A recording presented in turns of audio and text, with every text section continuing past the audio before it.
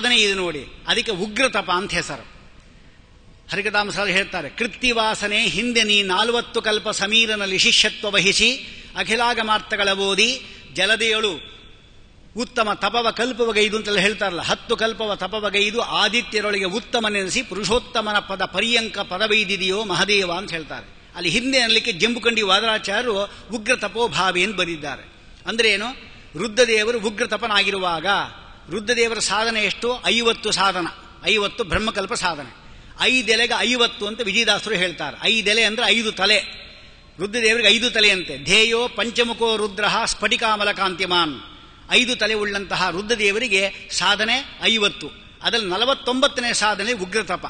ಆ ಉಗ್ರತಪನಾಗಿರುವಾಗ ಅದೇ ರೀತಿ ಗರುಡ ಇದ್ದಾನೆ. ಗರುಡನಿಗೆ ಹಿಂದಿದ್ಯಾವುದು ಅಂತ ಹೇಳಿದ್ರೆ ಅದು ಸುತಪ ಎಂಬತಕ್ಕಂಥ ಇನ್ನೊಂದು. ಹಾಗಾದರೆ ರುದ್ರದೇವರ ಪದವಿಗೆ ಬರತಕ್ಕಂಥ ಒಬ್ಬ ವ್ಯಕ್ತಿ ಇದ್ದಾನೆ, ಅವನು ಉಗ್ರತಪ. ಗರುಡನ ಪದವಿ ಬರತಕ್ಕಂಥ ಒಬ್ಬನಿದ್ದಾನೆ, ಅವನು ಸುತಪ. ಇವರಿಬ್ಬರೂ ಕೂಡ ವಾಯುದೇವರ ಪದವಿ ಬರತಕ್ಕಂಥ ಲಾತವಿಯರು ಪಾಠವನ್ನು ಹೇಳ್ತಾರೆ ಎಂಬುದಾಗಿ ಅನುವ್ಯಾಖ್ಯಾನದಲ್ಲಿ ಶ್ರೀಮದಾಚಾರ್ಯ ಸ್ಪಷ್ಟವಾಗಿ ಹೇಳಿದ್ದಾರೆ. ಇದೆಲ್ಲ ನಾವು ಈ ಸೋದಲ್ಲಿ ನೋಡಿದ್ರು ಕೂಡ ನಮ್ಗೆ ಸ್ಪಷ್ಟ ಗೊತ್ತಾಗುತ್ತೆ, ಯಾರ್ಯಾರಲ್ಲಿದ್ದಾರೆ, ಯಾರ್ಯಾರು ಪಾಠ ವಾದಿರಾದರು ಹೇಳ್ತಾ ಇದ್ದಾರೆ ಅಂತ ಸ್ಪಷ್ಟ ಆಗುತ್ತೆ ನಮಗೆ. ಆದ್ದರಿಂದ ಈ ಲಾತವೀರು ಎಂಬತಕ್ಕಂಥದ್ದೇನಿದೆ ಅದು ಸ್ಪಷ್ಟವಾಗಿ ಅನುವ್ಯಾಖ್ಯಾನ ಇರೋದ್ರಿಂದ ನಾವು ಹಿಂದೆ ಮುಂದೆ ನಾವು ನೋಡಬೇಕಾದ ಪ್ರಮೇಯ ಇಲ್ಲ. ಸ್ಪಷ್ಟವಾಗಿ ಧೈರ್ಯವಾಗಿ ಹೇಳ್ಬೋದು, ಮೈಕಿನಲ್ಲೇ ಹೇಳ್ಬೋದು, ಏನು ತೊಂದರೆ ಇಲ್ಲ. ಯಾಕೆಂದರೆ ಇರತಕ್ಕಂಥ ವಿಚಾರವನ್ನು ಹೇಳಲಿಕ್ಕೆ ಏನು ತೊಂದರೆ ಇಲ್ಲ. ಹಾಗೆ ಅಂತಹ ವಾದಿರಾಜರಿದ್ದಾರೆ, ಅವರ ಹತ್ರ ಈಗ ಭಾವಿ ಗರುಡರೂ ಪಾಠ ಕೇಳ್ತಾ ಇದ್ದಾರೆ. ಭಾವಿ ರುದ್ರು ಅಂದರೆ ಇವರಿದ್ದಾರಲ್ಲ ಭೂತರಾಜರು, ಅವರೇ ಉಗ್ರತಪ ಅಂದರೆ ಈಗ ಅಂಥ ತಪಸ್ಸವರದು. ಅದಕ್ಕೋಸ್ಕರವಾಗಿ ಅದು ಕೂಡ ಇದ್ದಾರೆ. ಹಾಗೆ ಜ್ಞಾನ ಕೊಟ್ಟಿದ್ಯಾರು? ವಾಯುವಿನ ಪದವಿ ಬರತಕ್ಕಂಥ ಲಾತೇವರು ಜ್ಞಾನ ಕೊಟ್ಟಿದ್ದಾರೆ. ಅಂದರೆ ಇವರು ಅವರಿಗಿಂತ ಜಾಸ್ತಿ ಆಗಿಬಿಡುತ್ತಾ? ಅವರಿಗೆ ಗುರುಗಳಿಗಿಂತ ಶಿಷ್ಯ ಜಾಸ್ತಿ ಆಗಿಬಿಡ್ತಾನೇನೋ? ಎಷ್ಟಾದರೂ ಗುರುಗಳು ಗುರುಗಳೇ, ಇವರು ಶಿಷ್ಯ ಶಿಷ್ಯನೇ. ಈ ಒಂದು ಅರ್ಥದಿಂದ ಇನ್ನು ಇದಿಲ್ಲ. ವೈರಾಗ್ಯ ಅಂತೂ ಇಲ್ಲೇ ಇಲ್ಲ. ಯಾಕೆ? ವೈರಾಗ್ಯ ಇದ್ದಿದ್ರೆ ಸೆಮಂತ ಮಣಿಗೋಸ್ಕರವಾಗಿ ಯಾಕೆ ಬಿಟ್ಟು ಹೋಗ್ತಾ ಇದೆ ಕೃಷ್ಣ ಪರಮಾತ್ಮನನ್ನ? ಆದ್ದರಿಂದ ಇದೆಲ್ಲ ವಿಚಾರ ಮಾಡಿದಾಗ ಜ್ಞಾನ, ವಿರಾಗ, ಭಕ್ತಿ ಇದೆಲ್ಲವೂ ಕೂಡ ವಾಯುದೇವರಿಗೆ ಮೀಸಲಾಗಿರತಕ್ಕಂಥದ್ದು, ಶೇಷದೇವರಿಗೆ ಇಲ್ಲ. ಇದರಿಂದ ಏನಾಯಿತು? ದೊಡ್ಡ ಗಲಾಟೆ ಶುರುವಾಯಿತು. ಅಷ್ಟರಲ್ಲಿ ಲಕ್ಷ್ಮೀದೇವಿ ಹೇಳ್ತಾಳಂತೆ, ನೋಡಿ ಅವರಿಬ್ಬರು ಏನೋ ಗಲಾಟೆ ಮಾಡ್ಕೊತಾ ಇದ್ದಾರೆ, ನೀವೇ ಹೋಗಿ ಅಂತ ಹೇಳಿದಂತೆ. ಆಗ ಪರಮಾತ್ಮ ಬರ್ತಾನೆ. ಬಂದು ಏನು ಗಲಾಟೆ ಮಾಡ್ತಾ ಇದ್ದೀರು ಇವನೇ ಅಂತ ಕೇಳ್ತಾಳೆ ಶೇಷನನ್ನ. ನೋಡು ಇವನು ಈತಾನೆ ಬಂದು ಮಹಾ ಗರ್ವಿಯಾಗಿ ನನ್ನನ್ನು ಏನೋ ಬೈತಾ ಇದ್ದಾನೆ ಅಂತ ಸುಮ್ಮನೆ ಹೇಳ್ತಾನೆ. ವಾಯುದೇವರ ಭಕ್ತಿಯಿಂದ ಪರಮಾತ್ಮ ಸ್ತೋತ್ರ ಮಾಡಿ, ಏನಪ್ಪ ಅವನ ಅಹಂಕಾರಾತ್ಮಕರಾದ ರುದ್ರದೇವರ ಅವತಾರನಾದ ಈ ಶೇಷದೇವನು ಏನು ಗಲಾಟೆ ನಿನ್ನು ಕೇಳ್ತಾನೆ. ಆಗ ಅವನು ಹೇಳ್ತಾನೆ, ಬರೀ ಬಾಯಿ ಮಾತಾಡಿದ ಪ್ರಯೋಜನ ಇಲ್ಲ ಯಾವತ್ತೂ ಕೂಡ. ಇಲ್ಲೊಂದು ಆನಂದಗಿರಿ ಅಂತಿದೆ, ಮೇರು ಪರ್ವತದ ಮಗ. ಆ ಪರ್ವತವನ್ನು ನೀನು 1000 ಹೆಡೆಗಳಿಂದ ಸುತ್ಕೋಬೇಕು ನೀನು. ಅದನ್ನು ವಾಯುದೇವ ಇದ್ದಾನಲ್ಲ ಅವನು ಎತ್ತಿ ಬಿಸಾಕಲಿ. ಆಗ ಯಾರು ಶ್ರೇಷ್ಠರು ಗೊತ್ತಾಗುತ್ತೆ. ಯಾಕೆಂದ್ರೆ ಕ್ಷತ್ರಿಯರಲ್ಲಿ ಒಂದು ನಿಯಮ ಇದೆ ಅಂತ ಶ್ರೀಮದಾಚಾರ್ಯ ಹೇಳ್ತಾರೆ. ಯೋ ಯೋ ಬಲಜ್ಯೇಷ್ಠ ಗುಣಜ್ಯೇಷ್ಠ ಏವ ಸಹ. ಯಾರು ಬಲಜ್ಯೇಷ್ಠನೋ ಕ್ಷತ್ರಿಯರಲ್ಲಿ ಅವನು ಗುಣಜ್ಯೇಷ್ಠ ಅಂತ. ಯಾಕೆಂದ್ರೆ ಶಕ್ತಿ ಎಂಬತಕ್ಕಂಥದ್ದು ಎದ್ದು ಕಾಣುತ್ತೆ, ಭಕ್ತ್ಯಾದಿಗಳು ಕಾಣೋದಿಲ್ಲ. ಇಲ್ಲಲ್ಲಿ ಇಷ್ಟು ಜನ ಭಕ್ತರು ಬರ್ತಾರೆ, ನಾವೇ ಭಕ್ತರು ಅಂದ್ಕೊಂಡಿದ್ದು ನಾವು ಮೂರ್ಖರಷ್ಟೇ. ಯಾಕೆ? ನಮಗಿಂತ ಭಕ್ತರು ಬೇಕಾಶ ಇರ್ತಾರೆ, ಆ ಭಕ್ತಿ ಕಾಣೋದಿಲ್ಲ. ಕೆಲವರು ಕಾಣಬೇಕು ಅಂತ ಭಕ್ತಿ ಮಾಡ್ತಾರೆ, ಅವರು ಭಕ್ತರೇ ಅಲ್ಲ, ಅವರು ಭಕ್ತಾಭಾಸರವರು. ಅದಕ್ಕೋಸ್ಕರವಾಗಿ ಆ ರೀತಿ ಬರೋದಿಲ್ಲ. ಇಲ್ಲಿ ಭಕ್ತಿ ಅಂದರೆ ಇಂಥದ್ದೇ ಆಗಬೇಕು. ವಾಯುದೇವರ ಭಕ್ತಿ ಯಾರಿಗಿದೆ? ಅಂಥದ್ದು. ಪರಮಾತ್ಮನ ಕೇಳಿದಂತೆ ಏನು ಬೇಕು ನಿನಗೇನು ಕೇಳಿದ್ರು ಪರಮಾತ್ಮ? ಅವ್ರು ಹೇಳ್ತಾರೆ, ನನಗೇನು ಬೇಡ, ಪ್ರವರ್ಧತಾಂ ಭಕ್ತಿ ರಲಂ ಕ್ಷಣೇ ಕ್ಷಣೇ ತ್ವಯೀಶಮೇ ಹಾಸ ವಿವರ್ಜಿತಾ ಹಿಮೆ ಅಂಥೇಳಿ ಭಕ್ತಿ ಜಾಸ್ತಿ ಕೊಡು ಅಂತ ಕೇಳ್ತಾರೆ ಅಷ್ಟೇನೆ. ಇಂತಹ ವಾಯುದೇವರು ಪರಮಾತ್ಮ ಬಂದವರು ಸಮಾಧಾನ ಮಾಡ್ತಾರೆ. ಆಯಿತು, ನೀ ಹೇಳಿದಂತೆ ಮಾಡ್ತೀವಿ ಎಂಬುದಾಗಿ ಹೇಳಿ ಆ ಪರ್ವತ ಇತ್ತಲ್ಲ ಪೂರ್ಣವಾಗಿ ಗಟ್ಟಿಯಾಗಿ ಸುತ್ತಿಡ್ಕೊಂತಾನಂತೆ. ವಾಯುದೇವರು ಕೇವಲ ಕನಿಷ್ಠ ಅಂಗುಲಿ ಸ್ಪರ್ಶ ಮಾತ್ರೇಣ ಅಂತ ಇಲ್ಲಿ ಹೇಳ್ತಾರೆ. ಕನಿಷ್ಠ ಅಂಗುಲಿ ಅಂದರೆ ಎಡಗಾಲಿನ ಕಿರು ಬೆರಳೇನಿದೆ ಅದರ ತುದಿಯಿಂದ ಸ್ಪರ್ಶ ಮಾಡುವಿಕೆಯಿಂದ ಅದು 50,000 ಯೋಧನ ದೂರ ಬೀಳ್ತಾ ಇದ್ದಾರೆ. 51,000 ಯೋಧನ ಬಿತ್ತಾ ಇದ್ದಂತೆ ಮುಟ್ಟಿದ್ರಿಂದ. ಆಗ ಆ ಶೇಷದೇವನೂ ಹೋಗ್ತಾ ಇದ್ದಾನೆ, ಪರ್ವತವೂ ಹೋಗ್ತಾ ಇದೆ. ಆಗ ಮೇರು ಪರ್ವತ ಇದಲ್ಲ, ನನ್ನ ಮಗನಿಗೆ ಈಗ ಇವರಿಬ್ಬರ ಗಲಾಟೆಯಲ್ಲಿ ನನ್ನ ಮಗ ಪುಡಿ ಆಗ್ತಾನೆ ಅಂತ ಗೊತ್ತಾಗಿ ವಾಯುದೇವನ ಭಕ್ತಿಯಿಂದ ಸ್ತೋತ್ರ ಮಾಡಿದಂತೆ, ನನ್ನ ಮಗನನ್ನು ಉಳಿಸುವಂತ. ತಕ್ಷಣ ವಾಯುದೇವರು ಏನಿದ್ದಾರೆ, ಶೇಷದೇವನು ಕೂಡ ಅಷ್ಟರ ಅಹಂಕಾರ ಹೋಗಿತ್ತು ಅವನಿಗೆ. ಹೋದ ಕೂಡಲೇ ವಾಯುದೇವ ರಕ್ಷಣೆ ಮಾಡು ಅಂತ ಹೇಳ್ತಾನೆ. ಶೇಷಃ ಗತಮತಃ ತುಷ್ಟಾವ ಮರುತಾಂ ಪತಿಂ ಸ್ತೋತ್ರ ಮಾಡ್ದ. ತಕ್ಷಣ ಪರಮಾತ್ಮ ಹನುಮಂತ ಇದ್ದಾನಲ್ಲ ಅವನು ವಾಯುದೇವ ಆ ಪರ್ವತವನ್ನು ತಂದು ಆ ಸ್ವಾಮಿ ಪುಷ್ಕರಣ ದಂಡೆಲಿ ಇಟ್ಟ. ಅದೇನೆ ಈಗ ಇರತಕ್ಕಂಥ ತಿರುಮಲ ಬೆಟ್ಟ. ಅದು 30 ಯೋಜನ ಇದೆ, 3 ಯೋಜನ ಅಂದ್ರೆ 21 ಮೈಲಿ ಎತ್ತರ ಇದೆ ಎಂಬುದಾಗಿ ಇಲ್ಲಿ ಕೂಡ ಹೇಳ್ತಾರೆ. ಇಂತಹ ಒಂದು ಪರ್ವತವನ್ನು ಅಲ್ಲಿಟ್ಟಿದ್ದಾರೆ. ಆ ಪರ್ವತದಲ್ಲಿ ಆ ಶೇಷದೇವ ಇದ್ನಲ್ಲ ಅವನು ಬಂದು ಇಲ್ಲಿ ಬಂದು ಸೇರ್ಕೊಂಡ. ಯಾಕೆ ನಿನ್ನೆ ಒಂದು ಸ್ವಲ್ಪ ನಾ ಕತೆ ಹೇಳಿದ್ದೆ. ನಾರದರು ಬಂದು ಕೇಳುವಾಗ ನೀನು ಎಲ್ಲಿ ಭೂಮಿಲಿ ಹೋಗ್ತೋ ನಾನು ಅಲ್ಲಿ ಇರಬೇಕು ಅಂತ ಕೇಳ್ಕೊಂತಾರೆ. ಆಯ್ತು, ನಾ ಈಗ ಹೊರಡ್ತಾ ಇದ್ದೀನಿ, ನೀ ಬಂದ್ಬಿಡು ಅಂತ ಶೇಷನಿಗೆ ಹೇಳಿದರೆ ವಾಯುದೇವರ ಮೇಲೆ ಮಾಡಿರತಕ್ಕಂಥ ದ್ವೇಷದ ಪ್ರಯುಕ್ತವಾಗಿ ಅವರಿಗೆ ಈಗ ಆಯಿತು, ಈಗಲೇ ಬರಬೇಕಾಗಿದ್ದವನು 6 ತಿಂಗಳು ತಡ ಹಿಡಿತು. 6 ತಿಂಗಳಾದ್ರೂ ಬಂದು ಹಿಡಿತಾನೆ. ಅದಕ್ಕೆ ದೊಡ್ಡವರ ಒಂದು ಆಗ್ರಹಕ್ಕೆ ನಾವು ಪಾತ್ರರಾದ್ವಿ ಅಂತ ಹೇಳಿದ್ರೆ ಆಗ ತಕ್ಷಣ ಆಗತಕ್ಕಂಥ ಕಾರ್ಯ ಅದು ತಡ ಆಗತ್ತೆ ಎಂಬ ತಾತ್ಪರ್ಯ ಏನಿದೆ ಅದು ಇದರಿಂದ ನಮ್ಗೆ ಅರ್ಥ ಆಗತ್ತೆ ಅಂತೂ ಶೇಷದೇವರು ಬಂದು ಆ ಪರ್ವತ ಸೇರಿಕೊಂಡ್ರು. ಅದಕ್ಕೆ ಶೇಷ ಪರ್ವತ ಅಂತ ಹೇಳ್ತಾರೆ. ಅಂದರೆ ಪುರಂದಾಸರು ಒಂದು ಮುಂಡಿಗೆಯಲ್ಲಿ ಒಂದು ಮಾತು ಹೇಳ್ತಾರೆ. ಬೆರಳು ಇಲ್ಲದ ಕೈಯಲ್ಲುಂಡು ಜೀವಿಸುವವನ, ಶಿರದಲ್ಲಂದದ ದೇವನ, ಉರುವ ಶಾಪಕ್ಕೆ ಕಿರಿದಾಗಿ ಇರುತಿಹನ, ಶಿರದೊಳಿ ಒಪ್ಪಿದ ಗಿರಿಯಲ್ಲಿ ಇರುವ ವೆಂಕಟೇಶನ ಕರೆದು ತೋರೆ ಅಂತ ಹೇಳ್ತಾನೆ. ಇದು ಮೇಲೆ ನೋಡಿದ್ರೆ ಅರ್ಥ ಆಗಲ್ಲ. ಶೇಷ ಪರ್ವತದಲ್ಲಿ ಪರಮಾತ್ಮ ಇದ್ದಾನೆ ಅಂತ ಇಷ್ಟೇ ಅರ್ಥ ಪುರಂದರದಾಸೆಗೆ. ಹೇಗೆ ಅಂದರೆ ಬೆರಳು ಇಲ್ಲದ ಕೈ, ನಮಗೆಲ್ಲ ಬೆರಳುಗಳಿದೆ, ಬೆರಳು ಇರುವ ಕೈಗಳು ನಮಗೆ. ಆದರೆ ಆನೆ ಇದಲ್ಲ, ಅದಕ್ಕೆ ಬೆರಳು ಇಲ್ಲ. ಆದರೆ ನಾವು ಕೈಯಲ್ಲಿ ಮಾಡೋ ಕೆಲಸ ಎಲ್ಲ ಸೊಂಡಲಿನಿಂದ ಮಾಡೋದು. ಹಾಗೆ ಬೆರಳು ಇಲ್ಲದ ಕೈಯಲ್ಲಿ ಉಂಡು ಜೀವಿಸುವವನು ಅಂದ್ರೆ ಯಾರು? ಆನೆ ಅಂತಾಯಿತು. ಆನೆಯ ಶಿರದ ಲಂದದ ದೇವ ಅಂದ್ರೆ ಯಾರು? ಗಣಪತಿ ಅಂತಾಯಿತು. ಗಣಪತಿಯ ಉರುವ ಶಾಪಕ್ಕೆ ಕಿರುದಾಗಿರುತ್ತವನು ಅಂದ್ರೆ ಚಂದ್ರ ಆಯಿತು. ಅವನನ್ನು ಶಿರದಲ್ಲಿ ಧರಿಸಿದವನು ಯಾರು ಅಂದ್ರೆ ಶಿವ. ಅವನ ಕೊರಳಲ್ಲಿ ಒಪ್ಪುವ ಮಾಲೆ ಅಂದ್ರೆ ಯಾವುದು? ಸರ್ಪಗಿರಿಯಲ್ಲಿ ಇರುವ ಶ್ರೀನಿವಾಸನ ಕರೆದು ತೋರೆ ಅಂತ ಹೇಳ್ತಾರೆ. ಕೇವಲ ಒಂದು ಶೇಷ ಪರ್ವತ ಇದೆ ಅಂತ ಹೇಳಲಿಕ್ಕೆ ಈ ರೀತಿ ಹೇಳ್ತಾರೆ. ಆಗ ದಾಸರ ಮುಂಡಿಗೆಗಳು ಅಂದರೆ ಅದು ಭಯಂಕರವಾಗಿರತಕ್ಕಂಥದ್ದು, ಮೇಲ್ನೋಟಕ್ಕೆ ಏನೂ ಅರ್ಥ ಆಗೋದಿಲ್ಲ. ಆದರೆ ಅದನ್ನು ಬಿಡಿಸಿದ ಮಾತ್ರ ಈ ರೀತಿ ಇರುತ್ತೆ. ಅದರಲ್ಲಿ ಕನಕದಾಸರು, ಪುರಂದಾಸರು ಸುಮಾರು ಇಂಥದ್ದು 7 ಪರ್ವತಕ್ಕೂ ಹೇಳಿದ್ದಾರೆ ಅವರು. ಸೋತ ಮಾನನೀಯಳು ಜಾತನಾಗಿಯೇ ತಾನು ಎಂಬುದಾಗಿ ಗರುಡ ಗಿರಿ ಅಂತ ಹೇಳಿಕೋಸ್ಕರ ಅದಕ್ಕೊಂದು ಹೇಳಿದ್ದಾರೆ. ಹೀಗಾಗಿ ಅಂತಹ ಶೇಷದೇವರ ಪರ್ವತದಲ್ಲಿ ವಾಸ ಮಾಡ್ತಾ ಇದ್ದಾನೆ ಪರಮಾತ್ಮ ಎಂಬ ತಾತ್ಪರ್ಯನ ತಗೋಬೇಕು. ಅಂತೂ ಇದಕ್ಕೆ ಅಂಜನಾದ್ರಿ ಅಂತ ಹೆಸರು ಬರಲಿಕ್ಕೆ ಏನು ಕಾರಣ ಅಂತ ಗೊತ್ತಾದ ಮೇಲೆ ಇದು ಶೇಷದೇವರು ಸೋತೋದ್ರು, ಸ್ತೋತ್ರ ಮಾಡಿದ್ರು. ಅವ್ರು ಹೇಳ್ತಾರೆ, ಖಂಡಿತ ನೀನು ನನ್ನ ಅಜ್ಞಾನವನ್ನು ಪರಿಹಾರ ಮಾಡಿದೆ. ಗುರುವಾಗಿರತಕ್ಕಂಥ ನಿನ್ನನ್ನು ನಾ ಬೈದುಬಿಟ್ನಲ್ಲ. ಏನು ಬೈದಿದ್ದೆ ನಾನು? ಮಲಯಾಚಲ ವಾಸಸ್ತು ಅಂತ ಬೈದಿದ್ದ ಅವನು. ಮಲೆಯ ಪರ್ವತದಲ್ಲಿ ವಾಸ ಮಾಡೋದು ನೀನು, ಭೂಮಿಲಿದ್ದಿ. ನಾನಿರೋದೆಲ್ಲಿ ಗೊತ್ತಾ? ವಾದಿರಾಜ ಪ್ರಕಾರ ಭೂಗೋಳ ವರ್ಣನೆಯಲ್ಲಿ ವೈಕುಂಠ ಎಷ್ಟು ದೂರ ಇಲ್ಲಿಂದ ಭೂಮಿಯಿಂದ? 16,25,00,000 ಯೋಜನ ಅಂತ ಬರೆದಿದ್ದಾರೆ ಅವರು. ಅಂದರೆ ಭೂಮಂಡಲದಿಂದ ಭೂಮಿಯಿಂದ ಹಿಡಿದು ವೈಕುಂಠ ಎಂಬತಕ್ಕಂಥದ್ದು 16,25,00,000 ಯೋಜನ. ಅಷ್ಟು ಮೇಲೆ ಇರುವ ನೀನು ಕೇವಲ ಭೂಮಿಲಿರೋನು, ನನಗೆ ನಿನಗೆ ಸಮಾನವಾ ಅಂತ ಕೇಳಿದ್ದಾನು.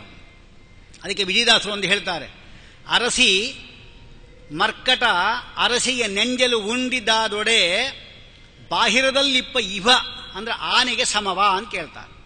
ಇದೇ ಮಾತನ್ನು ಇಲ್ಲಿ ಹೇಳ್ತಾರೆ. ಅಂದರೆ ಬೆಕ್ಕು ಎಂಬತಕ್ಕಂಥದ್ದು ರಾಜನ ಮನೆಯಲ್ಲೇ ಇರುತ್ತೆ, ರಾಜನ ಹಾಸಿಗೆ ಮೇಲೂ ಕೂದಿರದೆ ಬೇಕಾದ್ರೆ. ಆದರೆ ಹೊರಗಡೆ ಇರತಕ್ಕಂಥ ಆನೆ ಮೇಲೆ ಮೆರವಣಿಗೆ ಮಾಡ್ತಾರೆ ಅಷ್ಟೇ ಹೊರತಾಗಿ ರಾಜನನ್ನ ಬೆಕ್ಕಿನ ಮೇಲೆ ಮೆರವಣಿಗೆ ಮಾಡಲ್ವಲ್ಲ. ಬೆಕ್ಕು ಎಂಬುದಕ್ಕಂಥದ್ದು ಎದುರುಗಡೆ ಬಂತು ಅಂದ್ರೆ ಅಪಶಕು ನಾನು ಬೈತಾರೆ ನೋಡ್ರಿ. ಅದಕ್ಕೋಸ್ಕರ ಅದಿಲ್ಲ ಅಂತ ಹೇಳ್ತಾರೆ. ಇದೆಲ್ಲ ಮಾತುಗಳೆಲ್ಲ ಆಡಿದ್ದಾರೆ ಅವರು. ಹಾಗಾದ್ರೆ ಮಲಯಾಚಲ ವಾಸ ಅಂದ್ರೆ ಏನು? ಮಲಯಾಚಲ ವಾಸ ಅಂದ್ರೆ ಮಾ ಲಯ ಅಚಲ ಎಂಬ ಶಬ್ದ ತಗೋಬೇಕು. ಮಾ ಅಂದ್ರೆ ಶ್ರೀಮದಾಚಾರ್ಯ ಪ್ರಕಾರವಾಗಿ ಮಾನಂ ಜ್ಞಾನಂ ಲಯಶ್ಚೈವ ಮರ್ಯಾದಾಚಾಪಿ ಕಥ್ಯತೆ ಉತ್ಪಾದನಂಚ ಸಂಖ್ಯಾನಂ ಎಂಬುದಾಗಿ ಬೃಹದ್ ಭಾಷ್ಯ ಇದಲ್ಲ, ಬೃಹದಾರಣ್ಯಕ ಉಪನಿಷತ್ತು, ಆ ಭಾಷ್ಯಕ್ಕೆ ಅರ್ಥ ಬರುವಾಗ ಇದು ಹೇಳಿದ್ದಾರೆ. ಮಾ ಅಂದ್ರೆ ಜ್ಞಾನ ಅಂತ ಅರ್ಥ. ಹಾಗಾದರೆ ಮಾನಂ ಜ್ಞಾನಂ ತಾಯಿತು. ಮಲಯ ಅಂದ್ರೇನು? ಲಯ ಅಂದ್ರೇನು? ಪ್ರಳಯ ಕಾಲ. ಅಚಲ ಅಂದ್ರೆ ನಿಶ್ಚಲ. ಹಾಗಾದ್ರೆ ಪ್ರಳಯ ಕಾಲದಲ್ಲಿಯೂ ಕೂಡ ನಿಶ್ಚಲವಾದ ಜ್ಞಾನ ಉಳ್ಳವನು ನೀನು ಅಂತ ಅರ್ಥ. ಇದು ಯಾವಾಗ? ಅಸುರಾವೇಶ ಹೋದ ಮೇಲೆ. ಅಂದರೆ ಅದನ್ನು ಶ್ರೀಮದಾಚಾರ್ಯ ಹೇಳ್ತಾರೆ ಅನುವ್ಯಾಖ್ಯಾನದಲ್ಲಿ, ಏವಂ ಪ್ರಳಯ ಕಾಲೇಪಿ ಪ್ರತಿಪಾತ ಪರಾವರಹ ಮುಖ್ಯವಾಯು ನಿತ್ಯ ಸಮಃ ಅಂತ ಬರೀತಾರೆ. ಪ್ರಳಯ ಕಾಲದಲ್ಲಿಯೂ ಕೂಡ ಜ್ಞಾನ ಇರೋರು. ರುದ್ರಾದಿ ಜಗತ್ತೆಲ್ಲವೂ ಕೂಡ ಅವರು ನಿದ್ರೆ ಮಾಡಿದವಂತೆ ಇದ್ರೆ ವಾಯುದೇವರು ಮಾತ್ರ ಎಚ್ಚೆತ್ಕೊಂಡಿರ್ತಾರೆ. ವಾಯುದೇವರು ಮಲಗಿದ್ರು ಅಂದರೆ ನಾವು ಹೇಳಲಿಕ್ಕೆ ಸಾಧ್ಯ ಇಲ್ಲ. ಅದಕ್ಕೆ ಮಾತರ್ಮೇ ಮಾತರಿಶ್ವನ್ ಪಿತಃ ಅತುಲ ಗುರು ಈ ಶಬ್ದಗಳಿಂದ ನಾವು ಕರೀತಾ ಇದ್ದೇವೆ. ಸಾಮಾನ್ಯವಾಗಿ ನಮ್ಮ ತಾಯಿ ಇರ್ತಾಳಲ್ಲ, ಅವಳು ಮಗು ಹುಟ್ಟಿದ ಕೊಳ್ಳೆ 9 ತಿಂಗಳು ಹಾಕೊಂಡಿರ್ತಾಳೆ. ಮಗು ಹುಟ್ಟಿದ ಕೊಳ್ಳೆ ಮುಂದಿನ ಕೆಲಸ ಏನು? ಹುಟ್ಟಿದ ಕೊಳ್ಳೆ ಆ ನಾಭಿ ಇರ್ತಾಳೆ, ಅದನ್ನು ಕತ್ತರಿಸೋದು. ಅಂದ್ರೆ ಏನು? ನಿನ್ನ ಸಂಬಂಧ ಇಷ್ಟು ದಿವಸ ಹೊಟ್ಟೆಯಲ್ಲಿ ಇಟ್ಕೊಂಡಿದ್ದೆ, ಇವತ್ತು ಇನ್ಮೇಲೆ ನೀನು ಬಾಯಿಂದ ತಿನ್ನಬೇಕು, ಒಳಗಡೆಯಿಂದ ಕೊಡೋದಿಲ್ಲ ಎಂಬ ತಾತ್ಪರ್ಯ ಆಗಿರ್ಬೋದು. ಅವಳಿಗೆ ಅರ್ಥ ಆಗುತ್ತೋ ಇಲ್ಲ ಗೊತ್ತಿಲ್ಲ, ಇರೋದು ಅದೇನೆ. ವಾಯುದೇವರು ಹಾಗೆ ಮಾಡ್ಬೋದು, ಅಂದರೆ ಕತ್ತರಿಸ್ಬಿಡ್ತಾರೆ, ಮುಗೀತು ಅಷ್ಟೇನೆ. ಆದರೆ ಪರಮಾತ್ಮ ನೋಡಿ ಅವನು ಹಾಗಲ್ಲ. ಬ್ರಹ್ಮದೇವರನ್ನು ನಾಭಿಕಮ ಸೃಷ್ಟಿ ಮಾಡಿದ್ದಾನೆ, ಇನ್ನೂ ನಾಭಿಕಮಲಲ್ಲೇ ಇಟ್ಕೊಂಡಿದ್ದಾನೆ. ನೋಡಿ, ಪರಮಾತ್ಮ ನೆಚ್ಚಿದ ಅಂತ ಹೇಳಿದ್ರೆ ಅವರನ್ನು ಬಿಡೋದಿಲ್ಲ ಅನ್ನಲಿಕ್ಕೆ ಬ್ರಹ್ಮದೇವರು ಇನ್ನೂ ಬಿಟ್ಟಿಲ್ಲ. ನಮ್ಮ ತಾಯಿಯಂದ್ರೆ ಹಾಗಲ್ಲ. ಅದಕ್ಕೆ ವಾಯುದೇವರು ಎಂಥವ್ರು ಹಾಗಾದ್ರೆ ಪರಮಾತ್ಮ ಎಂಥವನು ಮಾತರಮೇ ಮಾತರೀಶ್ವ. ಮಗು ತುಂಬಾ ಹಠ ಮಾಡ್ತಾ ಇರುತ್ತೆ, ಅಳತಾ ಇರುತ್ತೆ, ಏನು ಮಾಡಿದ್ರೆ ತೂಗಿ ತೂಗಿ ಸಾಕಾಯ್ತು ತಾಯಿಗೆ. ಕಡೆಗೆ ಏನು ಮಾಡಿದ್ಲು, 12 ಗಂಟೆ ರಾತ್ರಿಗೆ ಒಂದು ಸಾರಿ ಮಲ್ಕೊಂಡ್ಬಿಡ್ತು. ಆಗ ತಾಯಿ ನೋಡ್ತಾಳೆ, ಈ ಮಗು ಮಲಗಿದೆ, ಬೆಳಿಗ್ಗಿಂದ ಗಲಾಟೆ ಮಾಡ್ತಾ ಇದೆ, ಅದು ಹೇಳೋದ್ರಿಗೆ ನಾವು 10 ನಿಮಿಷ ಮಲ್ಕೊಂಡ್ಬಿಡ್ತೇನೆ ಅಂತ ಹೇಳ್ತಾಳೆ. ಅಲ್ಲೇ ಚೇರ್ ಮೇಲೆ ಹಾಗೆ ಮಲ್ಕೊಂಡ್ಬಿಡ್ತಾಳೆ 10 ನಿಮಿಷ. ವಾಯುದೇವರು ಕೂಡ ನೋಡಿ, ಬೆಳಿಗ್ಗಿಂದ ನೀವೇನೇ ಮಾಡಿದೆಲ್ಲ ಜ್ಞಾಪಿಸ್ಕೊಳ್ಳಿ, ನಾವೆಲ್ಲ ವಾಯುದೇವರ ಮಕ್ಕಳು. ಬೆಳಿಗ್ಗಿಂದ ಅಲ್ಲಿ ಓಡಾಡಿ ಇಲ್ಲಿ ಓಡಾಡಿ ಹಾಗೆ ಬಂದು ಇಲ್ಲಿ ಬಂದು ಕೂತು ಇಲ್ಲಿ ಕೂತಿದ್ದೇವೆ, ರಾತ್ರಿ ಮಲಗುತ್ತೇವೆ. ಮಲಗಿದಾಗ ಏನಾಯಿತು, ವಾಯುದೇವರು ಆಲೋಚನೆ ಮಾಡ್ತಾರೆ, ಬೆಳಿಗ್ಗಿಂದ ಎಷ್ಟು ಗಲಾಟೆ ಈ ಮಗುದು, ನನಗೆ ರೆಸ್ಟೇ ಇಲ್ಲ ಆಗಿದೆ, ಈಗ ಮಲಗಿದೀದು, ನಾನು ಒಂದು 10 ನಿಮಿಷ ಮಲಗ್ತೇನೆ ಅಂತ ಆ ವಾಯುದೇವರು ತೀರ್ಮಾನ ಮಾಡಿದ್ರೆ ಇವನ ಗತಿ ಏನಾಗುತ್ತೆ ಆಲೋಚನೆ ಮಾಡ್ರಿ.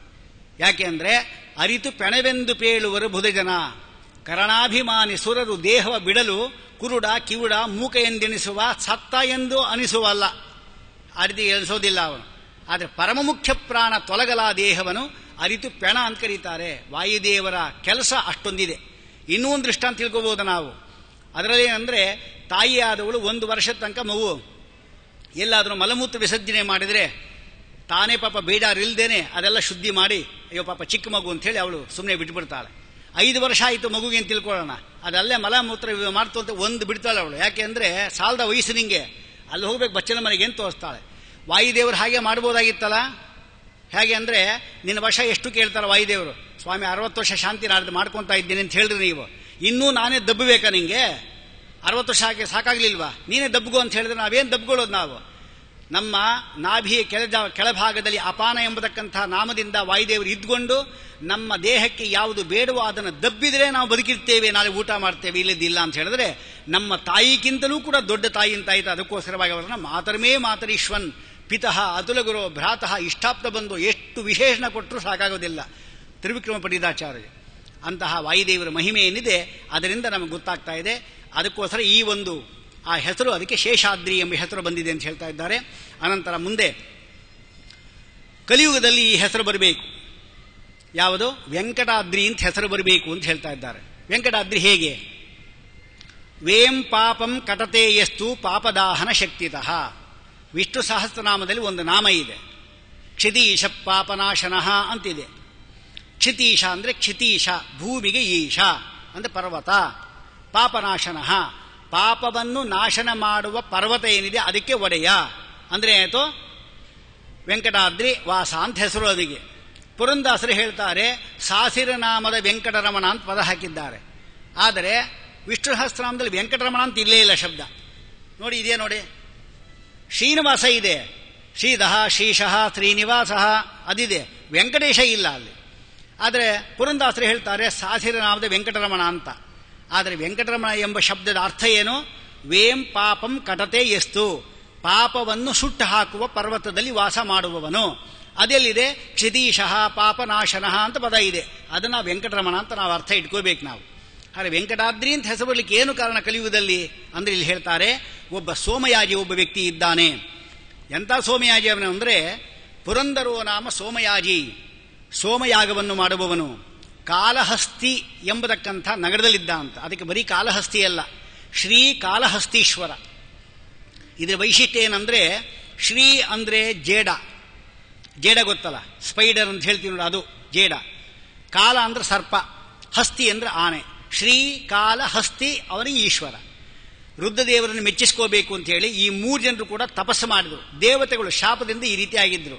ರುದ್ರದೇವ ಪ್ರಸನ್ನನಾಗಿ ಅವರಿಗೆ ಆ ರೂಪಗಳನ್ನು ಹೋಗಲಾಡಿಸಿ ನಿಜವಾದ ರೂಪ ಕೊಟ್ಟ.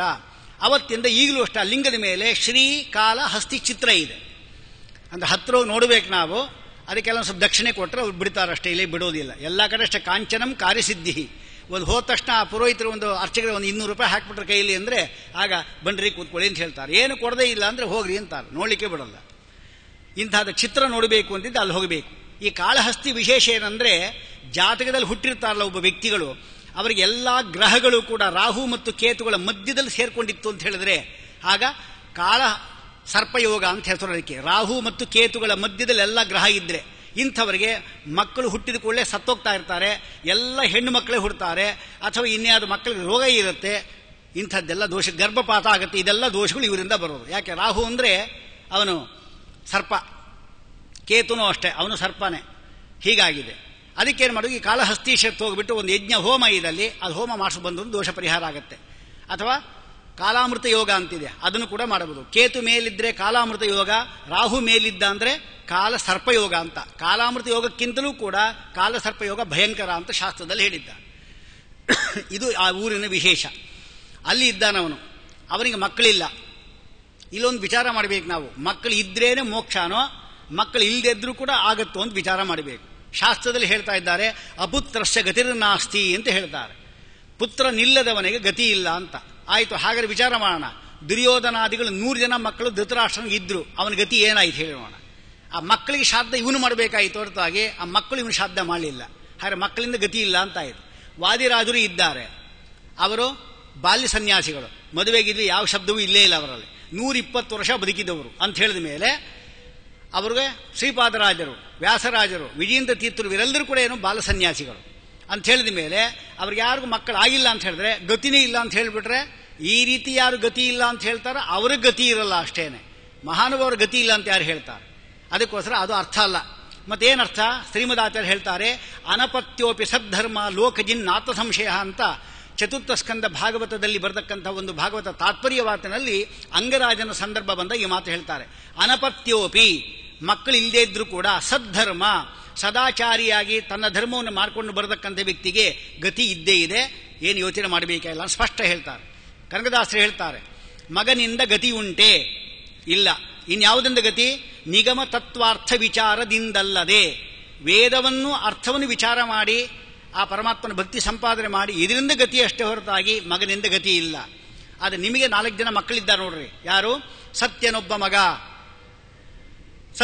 ಮಗ, ಶಾಂತನೊಬ್ಬ ಮಗ, ದುರ್ವೃತ್ತಿ ನಿಗ್ರಹನೊಬ್ಬ ಮಗ, ಸಮಚಿತ್ತನೊಬ್ಬನು. ಈ 4 ಮಕ್ಕಳಿದ್ದ ಮೇಲೆ ಹೆತ್ತರೇನಯ್ಯ ಹೆರದಿದ್ದರೇನಯ್ಯ ಎಂಬುದಾಗಿ ಸ್ಪಷ್ಟವಾಗಿ ಕನಕದಾಸರು ಕೂಡ ಹೇಳಿದ್ದಾರೆ. ಇನ್ನು ಹರಿಸರ್ವೋತ್ತಮನೆಂಬ ಜ್ಯೇಷ್ಠ ಪುತ್ರನಿರಲಾಗಿ ಈ ನಷ್ಟಪುತ್ರರಿಂದ ಆಹೋ ಗತಿಯೇನಯ್ಯ ಅಂತ ಪುರಂದಾಸರು. ಪುರಂದರ ವಿಠಲನೆಂಬ ಈ ಪುಣ್ಯ ಮಿತ್ರನಿರಲಾಗಿ ಈ ಅನ್ಯ ಮಿತ್ರರಿಂದ ಆಹೋ ಗತಿಯೇನಯ್ಯ. ಎಲ್ಲವೂ ಪರಮಾತ್ಮನ ನಂಬಿದ ಮೇಲೆ ಮಕ್ಕಳೇ ಬೇಡ, ಏನು ಬೇಡ. ಮತ್ತೆ ಅಪುತ್ರಸ ಗತಿಹೀನ ಅಸ್ತಿಂಕ ಅರ್ಥ ಏನು? ಆ ಅಪುತ್ರ ಎಂಬ ಶಬ್ದಕ್ಕೆ ಅರ್ಥ ನಾವು ತಪ್ಪು ಮಾಡಿಕೊಂಡಿದ್ದೇ ಅರ್ಥ. ಅಪುತ್ರ ಅಂದ್ರೆ ಏನು? ಮಗನು ಇಲ್ಲದೆ ಇದ್ದು ಅಂತ ಅರ್ಥ ಮಾಡ್ಕೊಂಡಿದ್ದೀವಿ. ಆ ಶಬ್ದಕ್ಕೆ ವಿರುದ್ಧ ಅಂತ ಅರ್ಥ. ಆ ಶಬ್ದಕ್ಕೆ ವಿರುದ್ಧ. ಅಸುರ ಎಂಬಲ್ಲಿ ಆ ಶಬ್ದಕ್ಕೆ ಅರ್ಥ ಏನು? ಸುರ ವಿರುದ್ಧರಾದವರು ಅಂತ ಅರ್ಥ. ಹಾಗೆ ಅಪುತ್ರ ಅಂದ್ರೆ ಪುತ್ರ ವಿರುದ್ಧನಾದವನು. ಯಾರು ಪುತ್ರನ ಕರ್ಮವನ್ನು ಸರಿಯಾಗಿ ಮಾಡೋದಿಲ್ಲ ಅವನು ಅಪುತ್ರ, ಅವನ ಗತಿ ಇಲ್ಲ ಅಂತ ಅಷ್ಟೇ ಅರ್ಥ ಹೊರತಾಗಿ ಮಕ್ಕಳು ಇಲ್ಲೇದ್ರೂ ಗತಿ ಇಲ್ಲ ಅಂತ ಅರ್ಥ ಅಲ್ಲ ಅದು. ಹಾಗಾದ್ರೆ ಇಷ್ಟೆಲ್ಲ ವಿರೋಧ ಬರುತ್ತೆ ನಮಗೆ. ಯಾಕೆ ದುರ್ಯೋಧನ ಇದ್ದ, ಅವನು ತನ್ನ ಮಗನ ಕೆಲಸ ಯಾವುದೂ ಮಾಡಲಿಲ್ಲ ಅವನು, ಆದ್ರೆ ಅವನ ಗತಿ ಆಗಲೇ ಇಲ್ಲ. ಅಪುತ್ರಸ ಗತಿಹೀನಾಸ್ತಿ ಅಂತ ಅರ್ಥ ಬರುತ್ತೆ. ಪುತ್ರ ಅಂದ್ರೆ ಯಾರು? ಹಾಗಾರೆ ಜೀವತೋ ವಾಕ್ಯಕರಣಾತ್ ಪ್ರತ್ಯಬ್ಧಂ ಭೂರಿ ಭೋಜನಾತ್ ಗಯಾಯಾಮ್ ಪಿಂಡದಾನಾಚ ತ್ರಿಭಿಹಿ ಪುತ್ರಸ್ಯ ಪುತ್ರತ. ಮಗ ಅಂದ್ರೆ 3 ಆಗಿರಬೇಕು. ಒಂದು, ಬದುಕಿರುವಾಗ ಅವನ ಮಾತನ್ನು ಕೇಳಬೇಕು, ಈಗ ಯಾರು ಕೇಳೋದೇ ಇಲ್ಲ. ಸತ್ತ ಮೇಲೆ ಪಿಂಡ ಹಾಕಬೇಕು, ಈಗ ಬದುಕಿದ್ದಾಗೆ ಪಿಂಡ ಹಾಕಿಬಿಡ್ತಾರೆ. ಗಯಾಯಾಮ್ ಪಿಂಡದಾನಾಚ, ಗಯ ಹೋಗೋದೇ ಇಲ್ಲ. ಯಾಕೆಂದ್ರೆ ಗಯ ಹೋಗೋದ್ರೆ ಇವನೇ ಮರುಗಯಾಗಿ ಹೋಗಿರ್ತಾನೆ. ಅದಕ್ಕೋಸ್ಕರವಾಗಿ ಇವನು ಹೋಲಿಕೆ ಸಾಧ್ಯ ಇಲ್ಲ. ಹೀಗೆ ಇನ್ನು ಪುತ್ರ ಆಗೋದು ಹೇಗೆ? ಇವನು ಅಪುತ್ರ, ಇವನು ಗತಿ ಇಲ್ಲ ಅಂತ ಅರ್ಥ. ಅದಕ್ಕೆ ಈ ಒಂದು ಅರ್ಥ ಇಟ್ಕೋಬೇಕು. ಆದ್ದರಿಂದ ಆದರೂ ಕಡೆಗೆ ಪರಮಾತ್ಮನ ಅನುಗ್ರಹ ಆಯಿತು. ಅವನಿಗೆ 60ನೇ ವರ್ಷದಲ್ಲಿ ಒಬ್ಬ ಮಗ ಹುಟ್ಟಿನಂತೆ. ನೋಡಿ, ಪರಮಾತ್ಮ ಅಚಿಂತ್ಯ ಅದ್ಭುತ ಶಕ್ತಿ. 60 ವರ್ಷಕ್ಕೆ ಮಗ ಆಗೋದು ಅಂದ್ರೆ ಏನು? ಎಲ್ಲಾದ್ರೂ ಇತಿಹಾಸದಲ್ಲಿ ಯಾರು 60 ವರ್ಷ ಮಗ ಆಗಿದ್ದಾರ? ಖಂಡಿತ ಆಗೋದಿಲ್ಲ. ಆದರೆ 60 ವರ್ಷಕ್ಕೆ ಮಗ ಆಗಿದೆ ಅಂತ ಹೇಳ್ತಾ ಇದ್ದಾರೆ. ಪರಮಾತ್ಮನ ಅನುಗ್ರಹದಿಂದ ಹುಟ್ಟಿದವನು, ಮಾಧವನ ಅನುಗ್ರಹದಿಂದ ಹುಟ್ಟಿದವನು, ಮಾಧವ ಅಂತ ಹೆಸರಿಟ್ಟ ಅವನು. 8 ವರ್ಷ ಆಯಿತು. ಪಿತ್ರ ಉಪನೀತಃ, ಉಪನಯನ ಆಯಿತು. ಎಲ್ಲ ಶಾಸ್ತ್ರವೇ ಕಲಿತು ಬಿಟ್ಟ. 21 ವರ್ಷ ಆಯಿತು. ತ್ರಿಸಪ್ತಕೃತ್ವ ಅಂತ ಹೇಳ್ತಾ ಇದ್ದಾರೆ. ಅಂದ್ರೆ 21 ವರ್ಷ ಆಯಿತು. ಆಗ ಚಂದ್ರಲೇಖ ಎಂಬತಕ್ಕಂಥ ಪಾಂಡ್ಯ ದೇಶದ ಕನ್ಯೆಯನ್ನು ತಂದು ಅವಳಿಗೆ ಮದುವೆ ಮಾಡಿದ್ರು. ಅವಳ ಜೊತೆಗೆ 7 ವರ್ಷ ಇದ್ದ ಅಂತ ಇಲ್ಲಿ ಹೇಳ್ತಾ ಇದ್ದಾರೆ. ಎಷ್ಟಾಯಿತು? 21 7 28 ವರ್ಷ ಆಯಿತು. ಇನ್ನು ಅವನಿಗೆ ಮಕ್ಕಳಿರ್ಲಿ ಏನಾಗಿಲ್ಲ ಮಾಧವ ಬ್ರಾಹ್ಮಣನಿಗೆ. ದ್ವಿತೀಯವ ಭಾಸ್ಕರ ಅಂತ ಒಂದು ಶಬ್ದ ಬೇರೆ ಹಾಕಿದ್ದಾರೆ. ಇವನು 2ನೇ ಸೂರ್ಯನಂತೆ ಕಂಡು ಬಂದ ಅಂತ. ಇಲ್ಲಿ ಆಕಾಶರಾಜನೇ ಇವನು ಆಗೋದು ಅನ್ಲಿಕ್ಕೆ, ಆಕಾಶರಾಜ ಅಂದ್ರೆ ಯಾರು? ಸೂರ್ಯ. ಆಕಾಶೇ ರಾಜತೆ ಇತಿ ಆಕಾಶರಾಜ, ಅವನಾಗಿ ಬೇಕು. ಅವನೇ ಇವನು ಸೂಚನೆ ಮಾಡ್ತಾ ಇದ್ದರಲ್ಲಿ ದ್ವಿತೀಯೋ ಭಾಸ್ಕರ ಅಂತ ಹೇಳಿದರು. ಅಂದ್ರೆ ಏನು? 28 ವರ್ಷ ಆಯಿತು. ಒಂದು ಸಾರಿ ಹಗಲು ರಮಿಸಬೇಕು ಎಂಬತಕ್ಕಂಥ ಒಂದು ದುರ್ಬುದ್ಧಿ ಅವನಿಗೆ ಬಂತು. ಆದರೆ ರಾತ್ರಿ ಅಂದರೆ ಯಾರು? ಅಹರೇವ ರೈಹಿ. ಷಟ್ಪಟ್ನ ಉಪನಿಷತ್ತು ಹೇಳ್ತಾರೆ, ರಾತ್ರಿ ಏನಿದೆ ಹಗಲಿಗೆ ದೇವತೆ ಯಾರು ಅಂತ ಹೇಳಿದ್ರೆ ವಾಯುದೇವ, ರಾತ್ರಿಗೆ ದೇವತೆ ಯಾರು? ಭಾರತೀ ದೇವಿ. ರಾತ್ರಿಯಲ್ಲಿ ಏನಾದರೂ ಕೂಡ ವಾಮದೇವ ಯಜ್ಞ ಎಂಬ ಭಾವನೆಯಿಂದ ಅವನು ತನ್ನ ಪತ್ನಿ ಜೊತೆ ಕೂಡುದ ಅಂತ ಹೇಳಿದ್ರೆ ಅದು ಬ್ರಹ್ಮಚರ್ಯ ಇದ್ದ ಹಾಗೆ ಅಂತ ಶಾಸ್ತ್ರ ಹೇಳುತ್ತೆ. ಒಳ್ಳೆ ಒಬ್ಬ ಮಗ ಹುಟ್ಟುತ್ತಾನೆ. ಹಗಲು ಆಯಿತು ಅಂತ ಹೇಳಿದ್ರೆ ದುಷ್ಟ ರಾಕ್ಷಸರು ಹುಡ್ತಾರೆ. ಸಂಧ್ಯಾ ಕಾಲದಲ್ಲಿ ಯಾವ ರೀತಿಯ ದಿತಿ ಇದ್ಲಲ್ಲ ಅವಳು ಕಶ್ಯಪರನ್ನ ಬಲಾತ್ಕಾರ ಮಾಡಿದ ಇಬ್ಬರು ರಾಕ್ಷಸರು ಹುಟ್ಟಿರಲ್ಲ, ಹಾಗೆ ರಾಕ್ಷಸರು ಹುಡ್ತಾರೆ, ಲೋಕ ಕಂಟಕರು ಹುಡ್ತಾರೆ ಎಂಬ ನಿಯಮ ಇದೆ. ಅದಕ್ಕೋಸ್ಕರ ಆ ಹೆಂಡತಿ ಹೇಳ್ತಾಳೆ, ಮಾನ್ಯ ಗೋ ವಿಪ್ರ ಸಾಲಿಗ್ರಾಮ ಸನ್ನಿಧವು. ನಮ್ಮಲ್ಲಿ ಇಷ್ಟೊಂದಿದೆ, ಇವರು ಎದುರುಗಡೆ ಸೂರ್ಯ ಬೇರೆ ನೋಡ್ತಾ ಇದ್ದಾನೆ, ನಮಗೆ ನಾಚೆ ಆಗೋದು ಬೇಡವಾ? ಬೇಡ, ಆ ಸಾವಾಸ ಬೇಡ ಅಂತ ಹೇಳ್ತಾಳೆ ಅವಳು. ಇಲ್ಲ, ನೀನು ನನ್ನ ಮಾತು ಕೇಳ್ತೂ ಇಲ್ಲೋ ಅಂತ ಹೇಳ್ತಾನೆ. ಸರಿ, ಪತಿಗೆ ಉಪದೇಶ ಕೊಡಬೇಕು, ಜಾಸ್ತಿ ಮಾತಾಡಲಿಕ್ಕೆ ಹೋಗಬಾರ್ದು. ಆಯ್ತು ನಡ್ರಿ ಅಂತ ಹೊಟ್ಲು. ನಾನು ನೀರು ತರುವ ನೆಪದಲ್ಲಿ ನಾನು ಅಲ್ಲಿ ಬರ್ತೇನೆ. ಅಲ್ಲಿ ಕೆಲವೆಲ್ಲ ಹಿಂಗಿರ್ತಾ ಇತ್ತಂತೆ, ಒಂದು ಕುಟೀಜಗಳು ಮಾಡ್ತಾ ಇದ್ರು. ಅಲ್ಲಿ ಇಂಥವರೆಲ್ಲ ಬಂದು ವಿಹಾರ ಮಾಡಿ ಹೋಗ್ತಾ ಇದ್ರು. ಅಲ್ಲಿ ಹೋಗೋಣ, ಇಲ್ಲಿ ಮನೆಯಲ್ಲಿ ಬೇಡ ಅಂತ ಹೇಳಿದ್ರು. ಅಲ್ಲಿ ಬರುವಾಗ ಈ ಬ್ರಾಹ್ಮಣನು ಕೂಡ ದರ್ಬೆ ತರಬೇಕು ಅಂತ ಇವನು ಹೊರಟ, ಮಾಧವ ಬ್ರಾಹ್ಮಣ. ಅದೇ ಸಂದರ್ಭದಲ್ಲಿ ಕುಂತಲ ನೀಲಕುಂತಲ ಅಂತ ಇಷ್ಟುದ್ದ ಕೂದಲಿರತಕ್ಕಂಥ ಒಳ್ಳೆ ಸುಂದರ ರಾಶಿ ಆ ಒಬ್ಬ ಚಂಡಾಲ ಕನ್ಯೆಯನ್ನು ನೋಡ್ದ ಮಾಧವ ಬ್ರಾಹ್ಮಣ. ನೋಡ್ದ ತಕ್ಷಣ ನೋಡಿದ ಕೂಡಲೇ ಹೆಂಡತಿಗೆ ಹೇಳ್ದ, ನೋಡು, ನಾನು ನಿನ್ನ ಪರೀಕ್ಷೆ ಮಾಡಬೇಕು ಅಂತ ಹೇಳಿ ನಾನು ಈ ಮಾತಾಡಿದ್ದು, ಅದಕ್ಕೋಸ್ಕರ ನೀನು ಮನೆ ಹೋಗು, ನಾ ಊಟಕ್ಕೆ ಬಂದ್ಬಿಡ್ತೇನೆ, ನೀನು ಊಟ ಮಾಡಬೇಡ ಅಂತ ಇದು ಬೇರೆ ಹೇಳಿ ಹೋದ. ಅವಳ ಹೆಸರು ಬ್ರಹ್ಮಾಂಡ ಪುರಾಣ ಪ್ರಕಾರವಾಗಿ ಮಾಲಿನಿ ಅಂತ ಅವಳಿಗೆ ಹೆಸರು ಕರೀತಾರೆ, ಇಲ್ಲಿ ಕುಂತಲ ಅಂತ ಕರೀತಾರೆ. ಅವಳು ಅಷ್ಟೇ, ಬೇರೆ ಅಲ್ಲ ಅವಳು. ಯಾಕಂದ್ರೆ ಅವಳು ಹೇಳೋ ಧರ್ಮಶಾಸ್ತ್ರ ನೋಡಿದ್ರೆ ನಮಗೆ ಆಶ್ಚರ್ಯ ಆಗುತ್ತೆ. ಈ ಧರ್ಮಶಾಸ್ತ್ರ ಚಂಡಾಲ ಕನ್ಯೆಯಲ್ಲಿ ಬರೋದು ಹೇಗೆ ಅಂತ ಪ್ರಶ್ನೆ ಬಂದ್ರೆ, ಅವನು ಮತ್ತು ಅವನ ಗಂಧರ್ವ ಇಬ್ಬರು ಇದ್ದಾರಲ್ಲ, ದೂರ್ವಾಸ ಮುನಿಗಳ ಆಶ್ರಮ ಸಮೀಪದಲ್ಲಿ ಅವರು ತಪಸ್ಸು ಮಾಡ್ತಾ ಇದ್ರು ಹುತ್ತದಲ್ಲಿ. ಇವ್ರು ಬಂದು ಲಲ್ಲೆ ಹೊಡಿತಾ ಇದ್ರು. ಇದರಿಂದ ಕೋಪ ಬಂತವರಿಗೆ, ಚಂಡಾಲರಾಗಿ ಶಾಪ ಕೊಟ್ಟರು. ನಮ್ಮ ಶಾಪ ಪರಿಹಾರ ಯಾವಾಗ ಅಂತ ಕೇಳಿದ್ರು. ಈ ಮಾಧವ ಬ್ರಾಹ್ಮಣ ಸಂಪರ್ಕ ಆದ ನಿಂಗೆ ಪರಿಹಾರ ಆಗತ್ತೆ, ನೀನು ವರಾಹದೇವಿ ಇದ್ದಾನಲ್ಲ ಅವನು ಹುತ್ತದಿಂದ ಬಂದು ಆ ನಿನ್ನ ನವಣೆ ಧಾನ್ಯವನ್ನು ತಿಂದಾಕ್ತಾನೆ, ಆಗ ನಿಂಗೆ ಪರಿಹಾರ ಹೋಗುವಂತ ಶಾಪ ಪರಿಹಾರವನ್ನು ಕೊಟ್ಟರ ದುರ್ವಾಸ ಮುನಿಗಳು. ಆದ್ದರಿಂದ ಅಂತಹ ಒಂದು ಶಕ್ತಿ ಗಂಧರ್ವಳಿಗಳು. ಅದಕ್ಕೋಸ್ಕರ ಇಷ್ಟು ಉಪದೇಶ ಸರಿ ಹೋಗುತ್ತೆ. ಅವಳ ಹತ್ರ ಬರ್ತಾನೆ. ಯಾರಮ್ಮ ನೀನು ಕೇಳ್ತಾನೆ. ಕಾತ್ವಂ ಅಂತ ಕೇಳ್ತಾನೆ. ಯಾರು ಅಂತ ನಾನು ಕೇಳ್ತಾ ಇದ್ದೀಯಲ್ಲ, ನಾನು ಮಧ್ಯ ದೇಶದಲ್ಲಿ ಹುಟ್ಟಿದವನು, ಯಾರಿಗೆ ಹುಟ್ಟಿದವನು ಅಂತ ನಂಗೆ ಗೊತ್ತಿಲ್ಲ. ನನಗೆ ನಿನ್ನ ಆಹಾರ ಏನು ಕೇಳ್ತಾನೆ. ನನ್ನ ಆಹಾರ ಕೇಳ್ತೀಯಾ? ಸುರ ಮಾಂಸಾಧಿಕಂ ಅಂತ ಹೇಳ್ತಾಳೆ. ಅಂದ್ರೆ ಅರ್ಥ ಏನು ಗೊತ್ತಾ ಅದಕ್ಕೆ? ಸುರ ಅಂದ್ರೆ ಹೆಂಡ, ಅದರಿಂದ ಬೇಯಿಸಿರುವ ಮಾಂಸ ತಿನ್ನುವವಳು ನಾನು. ಹಾಗಾದ್ರೆ ನನಗೆ ಕುಲ ಇಲ್ಲ, ನನ್ನ ಆಹಾರ ನೋಡು ಇಂಥದ್ದು.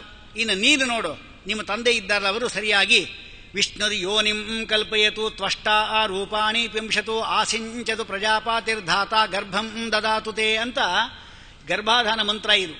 ಈ ಮಂತ್ರವನ್ನು ಹೇಳಿ ಗರ್ಭಾಧಾನ ಮಾಡಿದ ನಿಮ್ಮ ತಂದೆ ನಿಮ್ಮ ತಾಯಿಯಲ್ಲಿ. ಆಮೇಲೆ ಜಾತಕರ್ಮ ಆಯಿತು, ಅದರ ಸಂಸ್ಕಾರಗಳಾಗಿದೆ. ಜಾತಕರ್ಮ ಹುಟ್ಟಿದ್ದಿ ನಾಮಕರಣ ಮಾಡಿದ್ರು. ಆಮೇಲೆ ಸೀಮಂತ ಅನವಲೋಭನ ಬೇರೆ ಕರ್ಮಗಳಾಗಿದೆ. ಇಷ್ಟು ಸಂಸ್ಕಾರಗಳಿಂದ ಆಗಿ ನೀನು ಪವಿತ್ರನಾಗಿ ವೇದ ಅಧ್ಯಯನ ಮಾಡಿ ಇಷ್ಟು ದೊಡ್ಡ ವ್ಯಕ್ತಿಯಾಗಿದ್ದಿ. ಒಂದೊಂದಕ್ಕೂ ಒಂದೊಂದು ದೇವತೆ ಇದ್ದಾರೆ. ಅದರಲ್ಲಿ ವಿವಾಹಕ್ಕೆ ಅಗ್ನಿ ದೇವತೆ, ಉಪನಯನಕ್ಕೆ ಸೂರ್ಯ ದೇವತೆ, ಈಗ ಅನ್ನಪ್ರಾಶನಕ್ಕೆ ಬ್ರಹ್ಮದೇವರು, ಹೀಗೆ ಒಂದೊಂದು ದೇವತೆಗಳೆಲ್ಲ ನೀನು ಸನ್ನಿಹಿತರಾಗಿದ್ದಾರೆ. ನೀನು ಬಂದು ನನ್ನನ್ನು ನೋಡೋದು ಅಂದ್ರೆ ಏನು? ನೋಡಿದ್ದಕ್ಕೇನೆ ನೀನು ಸ್ನಾನ ಮಾಡಬೇಕೀಗ, ಹೊಟ್ಟೋಗು ಅಂತ ಹೇಳ್ತಾಳೆ. ಆಗ ಅವನು ಹೇಳ್ತಾನೆ, ನಿಜವಾಗಲೂ ಬ್ರಹ್ಮದೇವನಿಗೆ ಬುದ್ಧಿ ಇಲ್ಲ ಅಂತ. 4 ತಲೆ ಅವನಿಗೆ ಬ್ರಹ್ಮದೇವನಿಗೆ. ಚತುರಮುಖ ಅಂತ ಹೆಸರು. ಚತುರಮುಖ ಅಂದ್ರೆ ಎರಡರ್ಥ, ಚತುರ 4 ಮುಖ, ಇನ್ನು ಚತುರ ಅಂದ್ರೆ ಸ್ಕಿಲ್ಫುಲ್ ಅಂತ ಅರ್ಥ, ಅಂಥ ಮುಖ ಅಂತ ಹೆಸರು. ಆದರೆ ಏನು ಚಾತುರ್ಯವೂ ಇಲ್ಲ ಅವನಲ್ಲಿ. ಯಾರಾದಿಂಥ ಸುಂದರ ಸ್ತ್ರೀಯನ್ನ ನಮ್ಮ ಇಲ್ಲಿ ವಂಶದಲ್ಲಿ ಹುಟ್ಟಿಸೋದು ಬಿಟ್ಟು ಯಾರ ದುಷ್ಕುಲದಲ್ಲಿ ಹುಟ್ಟಿಸ್ತಾರ. ಆದರೆ ಅವನ ಸೃಷ್ಟಿ ಎಂಬುದು ವ್ಯರ್ಥ ಅಲ್ಲ, ಯಾಕೆಂದ್ರೆ ಪರಮಾತ್ಮ ವ್ಯರ್ಥ ಆಗಿಬಿಡ್ತಾನೆ. ಅದಕ್ಕೋಸ್ಕರವಾಗಿ ಅವನ ಮಗ ಇವನು. ಅದಕ್ಕೆ ನೀನು ಒಳ್ಳೆ ಆಗಿರಬೇಕು, ಅದಕ್ಕೆ ನಾನು ಸ್ವೀಕಾರ ಮಾಡ್ತೀನಿ ಅಂತಾನೆ. ಹೇಗೆ ಸ್ವೀಕಾರ ಮಾಡ್ತೀನಿ ಅಂದ್ರೆ, ಈಗ ಸಗಣಿನೋ ಅಥವಾ ಯಾವುದಾದ್ರೂ ಮಲ ಬಿದ್ದಿರುತ್ತೆ, ಅದರಲ್ಲಿ ಒಂದು ರತ್ನ ಬಿದ್ದಿದ್ದು ನಾವು ಎತ್ತಲ್ವ, ಅದನ್ನ ಎತ್ತೇವೆ, ಹಾಗೆ ನಿನ್ನೆ ಎತ್ಕೊಂತೇವೆ ಅಂತ. ಸ್ತ್ರೀ ರತ್ನಂ ದುಷ್ಕುಲಾಚ್ಚಾಪಿ ಅಂತ ಓದಿದ್ದೆಲ್ಲ ಹಿಂಗೆ ಉಪಯೋಗ ಮಾಡ್ತಾರೆ. ಯಾವತ್ತೂ ಕೂಡ ಶಾಸ್ತ್ರ ಓದೋರು ಹೀಗೆ ಶುರು ಮಾಡ್ತಾರೆ. ತಮಗಾಗಬೇಕು ಅಂತಿದ್ರೆ ಯಾವ ರೀತಿ ವ್ಯಾಖ್ಯಾನ ಮಾಡಲಿಕ್ಕೂ ಸರಿ. ಹಾಗಾಗಿ ತಗೊಂತೀನಿ ಅಂದ. ಅಷ್ಟು ಹೇಳಿದ ಓಲಿ ಶುರು ಮಾಡಿಲ್ಲ ಅವಳು. ಆಗ ಅವಳು ಹೇಳ್ತಾಳೆ, ಓಡ್ ಹೋದಾಗ ಅವನು ಹೋಗಿ ಗಟ್ಟಿಗೆ ಹಿಡ್ಕೊಂಡೇ ಬಿಟ್ಟ. ಆಗ ಅವಳು ಹೇಳ್ತಾಳೆ, ನಾನು ಎಷ್ಟು ಹೇಳು ನೀ ಕೇಳಿಲ್ಲ ಅಲ್ವಾ ನೀನು, ಅದಕ್ಕೋಸ್ಕರವಾಗಿ ತ್ಯಜ ಯಜ್ಞೋಪವೀತಂ, ಯಜ್ಞೋಪವೀತ ಕಿತ್ತಾಕು, ಮುಂಡನ ಮಾಡಿಸು ಅಂತ ಹೇಳ್ತಾಳೆ. ಅದೇ ರೀತಿ ಮಾಡ್ತಾಳೆ. ಮುಂಡನ ಅಂದ್ರೆ ಏನು? ಶಿರೋಮುಂಡನ ಅಂತಿದೆ. ಎಲ್ಲಕ್ಕಿಂತ ಶಿರಪ್ರಾಯವಾದದ್ದು ಯಾವುದೊಂದು ಉಪನಿಷತ್ತುಗಳು, ಅದನ್ನು ಮುಂಡನ ಮಾಡು, ಇನ್ಮೇಲೆ ಓದ್ಕೊಡುದು ಅಂತ ಅರ್ಥ. ಅಲ್ಲದೆ ಜುಟ್ಟು ಹೋಯಿತು ಅಂತ ಹೇಳಿದ್ರೆ ಯಜ್ಞ ಯಾಗಾದ್ರೂ ಮಾಡ್ಲಿಕ್ಕೆ ಬರೋದಿಲ್ಲ, ಈ ಅರ್ಥ ತಿಳ್ಕೋಬೇಕು. ಈಗ ಸನ್ಯಾಸಿಗಳಿರ್ತಾರೆ, ಅವರಿಗೆ ಶಿಖಾನೇ ಮುಖ್ಯವಾಗಿರೋದು ಮೊದಲು. ಆದರೆ ಶಿಖಾ ತೆಗೆದುಬಿಟ್ರು, ಅವ್ರಿಗೇನಾದ್ರು ಹೋಮ ಮಾಡ್ತಾರೆ ಯಾರಾದರೂ? ಅವರ ದಂಡ ಇಟ್ಕೊಂಡಿರ್ತಾರೆ, ಮೇಲೆ ದೇವತೆಗಳು, ಕೆಳಗಡೆ ಪಿತೃ ದೇವತೆಗಳು ಇರ್ತಾರೆ. ಅವರಿಗೆ ತರ್ಪಣ ಕೊಟ್ಬಿಟ್ರು ಅಂತ ಹೇಳಿದ್ರೆ ಪಿತೃಶ್ರಾದ್ದ ಮಾಡಿದ ಫಲ, ಎಲ್ಲ ಗಂಧರ್ವರನ್ನೂ ಕೂಡ ಅವರಿಗೆ ಊಟ ಹಾಕಿದ ಫಲ. ಅವರಿಗೆ ತರ್ಪಣ ತೀರ್ಥ ಕೊಟ್ಟರು ಸಾಕು. ಇನ್ನು ಊಟಕ್ಕೆ ಕೂತ್ಕೊಂಡಾಗ ಎಲೆಲ್ಲ ಒಂದು ಸ್ವಲ್ಪ ಎಲ್ಲ ತೆಗೆದು ಹಾಕ್ತಾರೆ ನೋಡಿ, ಅದೇ ವೈಶುದೇವ ಅವರಿಗೆ. ಹೀಗಿರುವಾಗ ಅವರಿಗೆಲ್ಲ ಕರ್ಮ ಸುಲಭ. ಯಾಕೆಂದರೆ ಜ್ಞಾನ ಕಾರ್ಯಕ್ಕೆ ಜಾಸ್ತಿ ಪ್ರಾಧಾನ್ಯ ಕೊಡಬೇಕು ಎಂಬ ಅರ್ಥದಲ್ಲಿ. ಹಾಗಿರುವಾಗ ಶಿರೋಪ್ರಾಯವಾಗಿರತಕ್ಕಂಥ ಉಪನಿಷತ್ತೇನಿದೆ ಅದನ್ನು ಓದ್ಕೊಡಿದ ಮೇಲೆ ಜುಟ್ಟು ಕಿತ್ತು ಹಾಕು. ಇನ್ನು ಜನಿವಾರ ಎಲ್ಲ ಬಂಧುಗಳು ಸೇರಿ ಈ ಜನಿವಾರ ಹಾಕಿದ್ದು. ಈಗಿನ ಮೇಲೆ ಜನಿವಾರ ಕಿತ್ತಾಕು ಅಂದರೆ ಯಾರು ನನ್ನ ಬಂಧುಗಳಲ್ಲ ಅಂತ ಹೇಳುವಂತ. ಇನ್ನು ಮಾಂಸವನ್ನು ತಿನ್ನು ಅಂತ ಹೇಳ್ತಾ ಇದ್ದಾರೆ. ಮಾಂಸ ಅಂದ್ರೆ ಏನು? ಏಕಾದಶಿ ಉಪವಾಸನಂ ವರಂ ಸ್ವಮಾತ್ರ ಗಮನಂ ವರಂ ಗೋಮಾಂಸ ಭಕ್ಷಣಂ. ಗೋಮಾಂಸ ತಿನ್ನು ಅಂತ ಹೇಳ್ತಾಳೆ ಅವಳು. ಗೋಮಾಂಸ ಅಂದ್ರೆ ಏನು ಅಂದ್ರೆ ಇದೆ ಏಕಾದಶಿ ಅನ್ನ ಅಂತ ಅರ್ಥ. ಏಕಾದಶಿ ಅನ್ನವನ್ನು ತಿನ್ನು ಅಂತ ಹೇಳ್ಕೊಳ್ಳಿ. ಅವಳು ಹೇಳಿದ್ದೆಲ್ಲ ಮಾಡ್ತಾನೆ. 10 ವರ್ಷ ಅವಳ ಜೊತೆಗಿದ್ದ. ಮಕ್ಕಳ ಬಗ್ಗೆ ಏನು ಹೇಳುವುದಿಲ್ಲ ಪುರಾಣ. 10 ವರ್ಷ ಆದ ಕೂಡಲೇ ಅವರಿಗೆ ಸರಿಯಾಗಿ ಅವಳೇ ಸತ್ತೋಲ್ಲ. ಅವಳ ಕೆಲಸ ಮುಗೀತು, ದುರ್ವಾಸ ಶಾಪ ಮುಗೀತು, ಅವಳು ಸತ್ತೋಲ್ಲ. ಅವಳ ಲೋಕ ಕೊಟ್ಟವಲ್ಲ. ಇವನಿಗೆ ಯಾರೂ ಇಲ್ಲ ಆಗೋಯಿತು. ಇಲ್ಲಿ ಹೆಂಡತಿ ಇದ್ಲಲ್ಲ, ಯಾರೋ ಚಂದ್ರಲೇಖ, ಮಹಾಪತಿವ್ರತೆ ಅವಳು. ಅವಳೇನು ಮಾಡಿದ್ಲು, ಮನೆಗೆ ಬಂದ್ಲು. ಅತ್ತೆ ಮಾವಂದ್ರು ಈಗ ಎಷ್ಟು ವರ್ಷ ಹೇಳಿ ನೋಡೋಣ? 60 ವರ್ಷಕ್ಕೆ ಮಗ ಹುಟ್ಟಿದ್ದು ಅಂದರೆ 21 ಅಂದರೆ 81 ವರ್ಷ ಆಯಿತು. ಅಲ್ಲೇನೆ 7 ವರ್ಷ ಇದ್ದ ಅಂದ್ರೆ 88 ವರ್ಷ ಆಯ್ತು. ಈಗ 88 ವರ್ಷ, ಇವಳ ಜೊತೆ ಬೇರೆ 10 ವರ್ಷ ಇದ್ದ, 98 ವರ್ಷ ಆಯಿತು. ಇನ್ನು ಸಾಯೋ ಸ್ಥಿತಿ ತಂದೆ ತಾಯಿಗಳಿಗೆ. ಇವನು ಹೇಳಿದ್ದಾನೆ, ನಾನು ಬಂದ್ಬಿಡ್ತೀನಿ, ಊಟ ಮಾಡಬೇಡ ಅಂತ. ಗಂಡ ಹೇಳಿದ ಮೇಲೆ ನಾನು ಬರ್ತೀನಿ ಅಂತ ಹೇಳಿ ಊಟ ಮಾಡ್ತಾರೆ ಯಾರಾದರೂ? ಊಟ ಮಾಡಲಿಲ್ಲ. ಆದರೆ ಮಾರನೇ ದಿವಸ ಬರಲಿಲ್ಲ, 3ನೇ ದಿವಸ ಬರಲಿಲ್ಲ, ಬರಲೇ ಇಲ್ಲ ಅವನು. ಇವಳೇ ಮಾಡಲು ತಂದೆ ತಾಯಿಗಳ ಅತ್ತೆ ಮಾವಂದರ ಸೇವೆ ಚೆನ್ನಾಗಿ ಮಾಡಿಲ್ಲ. ಯಾವತ್ತೂ ಅಷ್ಟೇ ಅತ್ತೆ ಮಾವಂದರ ಸೇವೆ ಮಾಡೋದು ಅಂತ ಹೇಳಿದ್ರೆ ಈಗಿನ ಕಣ್ಣೀರು ಗೊತ್ತಿದೆಯಲ್ಲೂ ಗೊತ್ತಿಲ್ಲ. ಅವ್ರು ಬೇರೆ ರೀತಿ ಕೇಳ್ತಾರೆ. ನೀನು ಮದುವೆ ಮಾಡ್ಕೊತೀರಿ ಮಾವ ಆ ಹುಡುಗನನ್ನು ನಾನು ಕೇಳಿದ್ರೆ ಹುಡುಗಿ ಏನು ಹೇಳ್ತಾ ಗೊತ್ತಾ? ಆ ಮನೆಯಲ್ಲಿ ರಾಹು ಕೇತುಗಳು ಇರ್ಕೂಡ್ದು ಅಂತಾಳೆ. ರಾಹು ಕೇತು ಅಂದ್ರೆ ಯಾರು ಗೊತ್ತಾ? ಅತ್ತೆ ಮಾವಂದ್ರ ಹೆಸರು ಅಂತ. ಆದರೆ ಪರಮಾತ್ಮ ದೋಷ ತಿರುಗಿ ಹಿಂಗಾಗ್ತಾನೆ, ಮುಂದೆ ಇವಳೇ ಅತ್ತೆ ಮಾವ ಆಗ್ತಾಳೆ. ಇವಳು ರಾಹು ಕೇತು, ಇವಳಿಗೊಂದು ಪಟ್ಟ ಇದೆ ಮರಿಬಾರದು. ಸೂಳ್ಪಡೆಯಪ್ಪುದು ಕಾಣ ಮಹಾಜಿರಂಗದೋಳು ಅಂತ ಹೇಳಿದ್ರೆ ಪ್ರತಿಯೊಬ್ಬರಿಗೂ ಒಂದು ಸಂದರ್ಭ ಬಂದೇ ಬರುತ್ತೆ. ಈಗ ಅವಳು ಸೊಸೆ ಆಗಿದ್ದೋಳೆ, ಮುಂದೆ ಅತ್ತೆ ಆಗೋದು.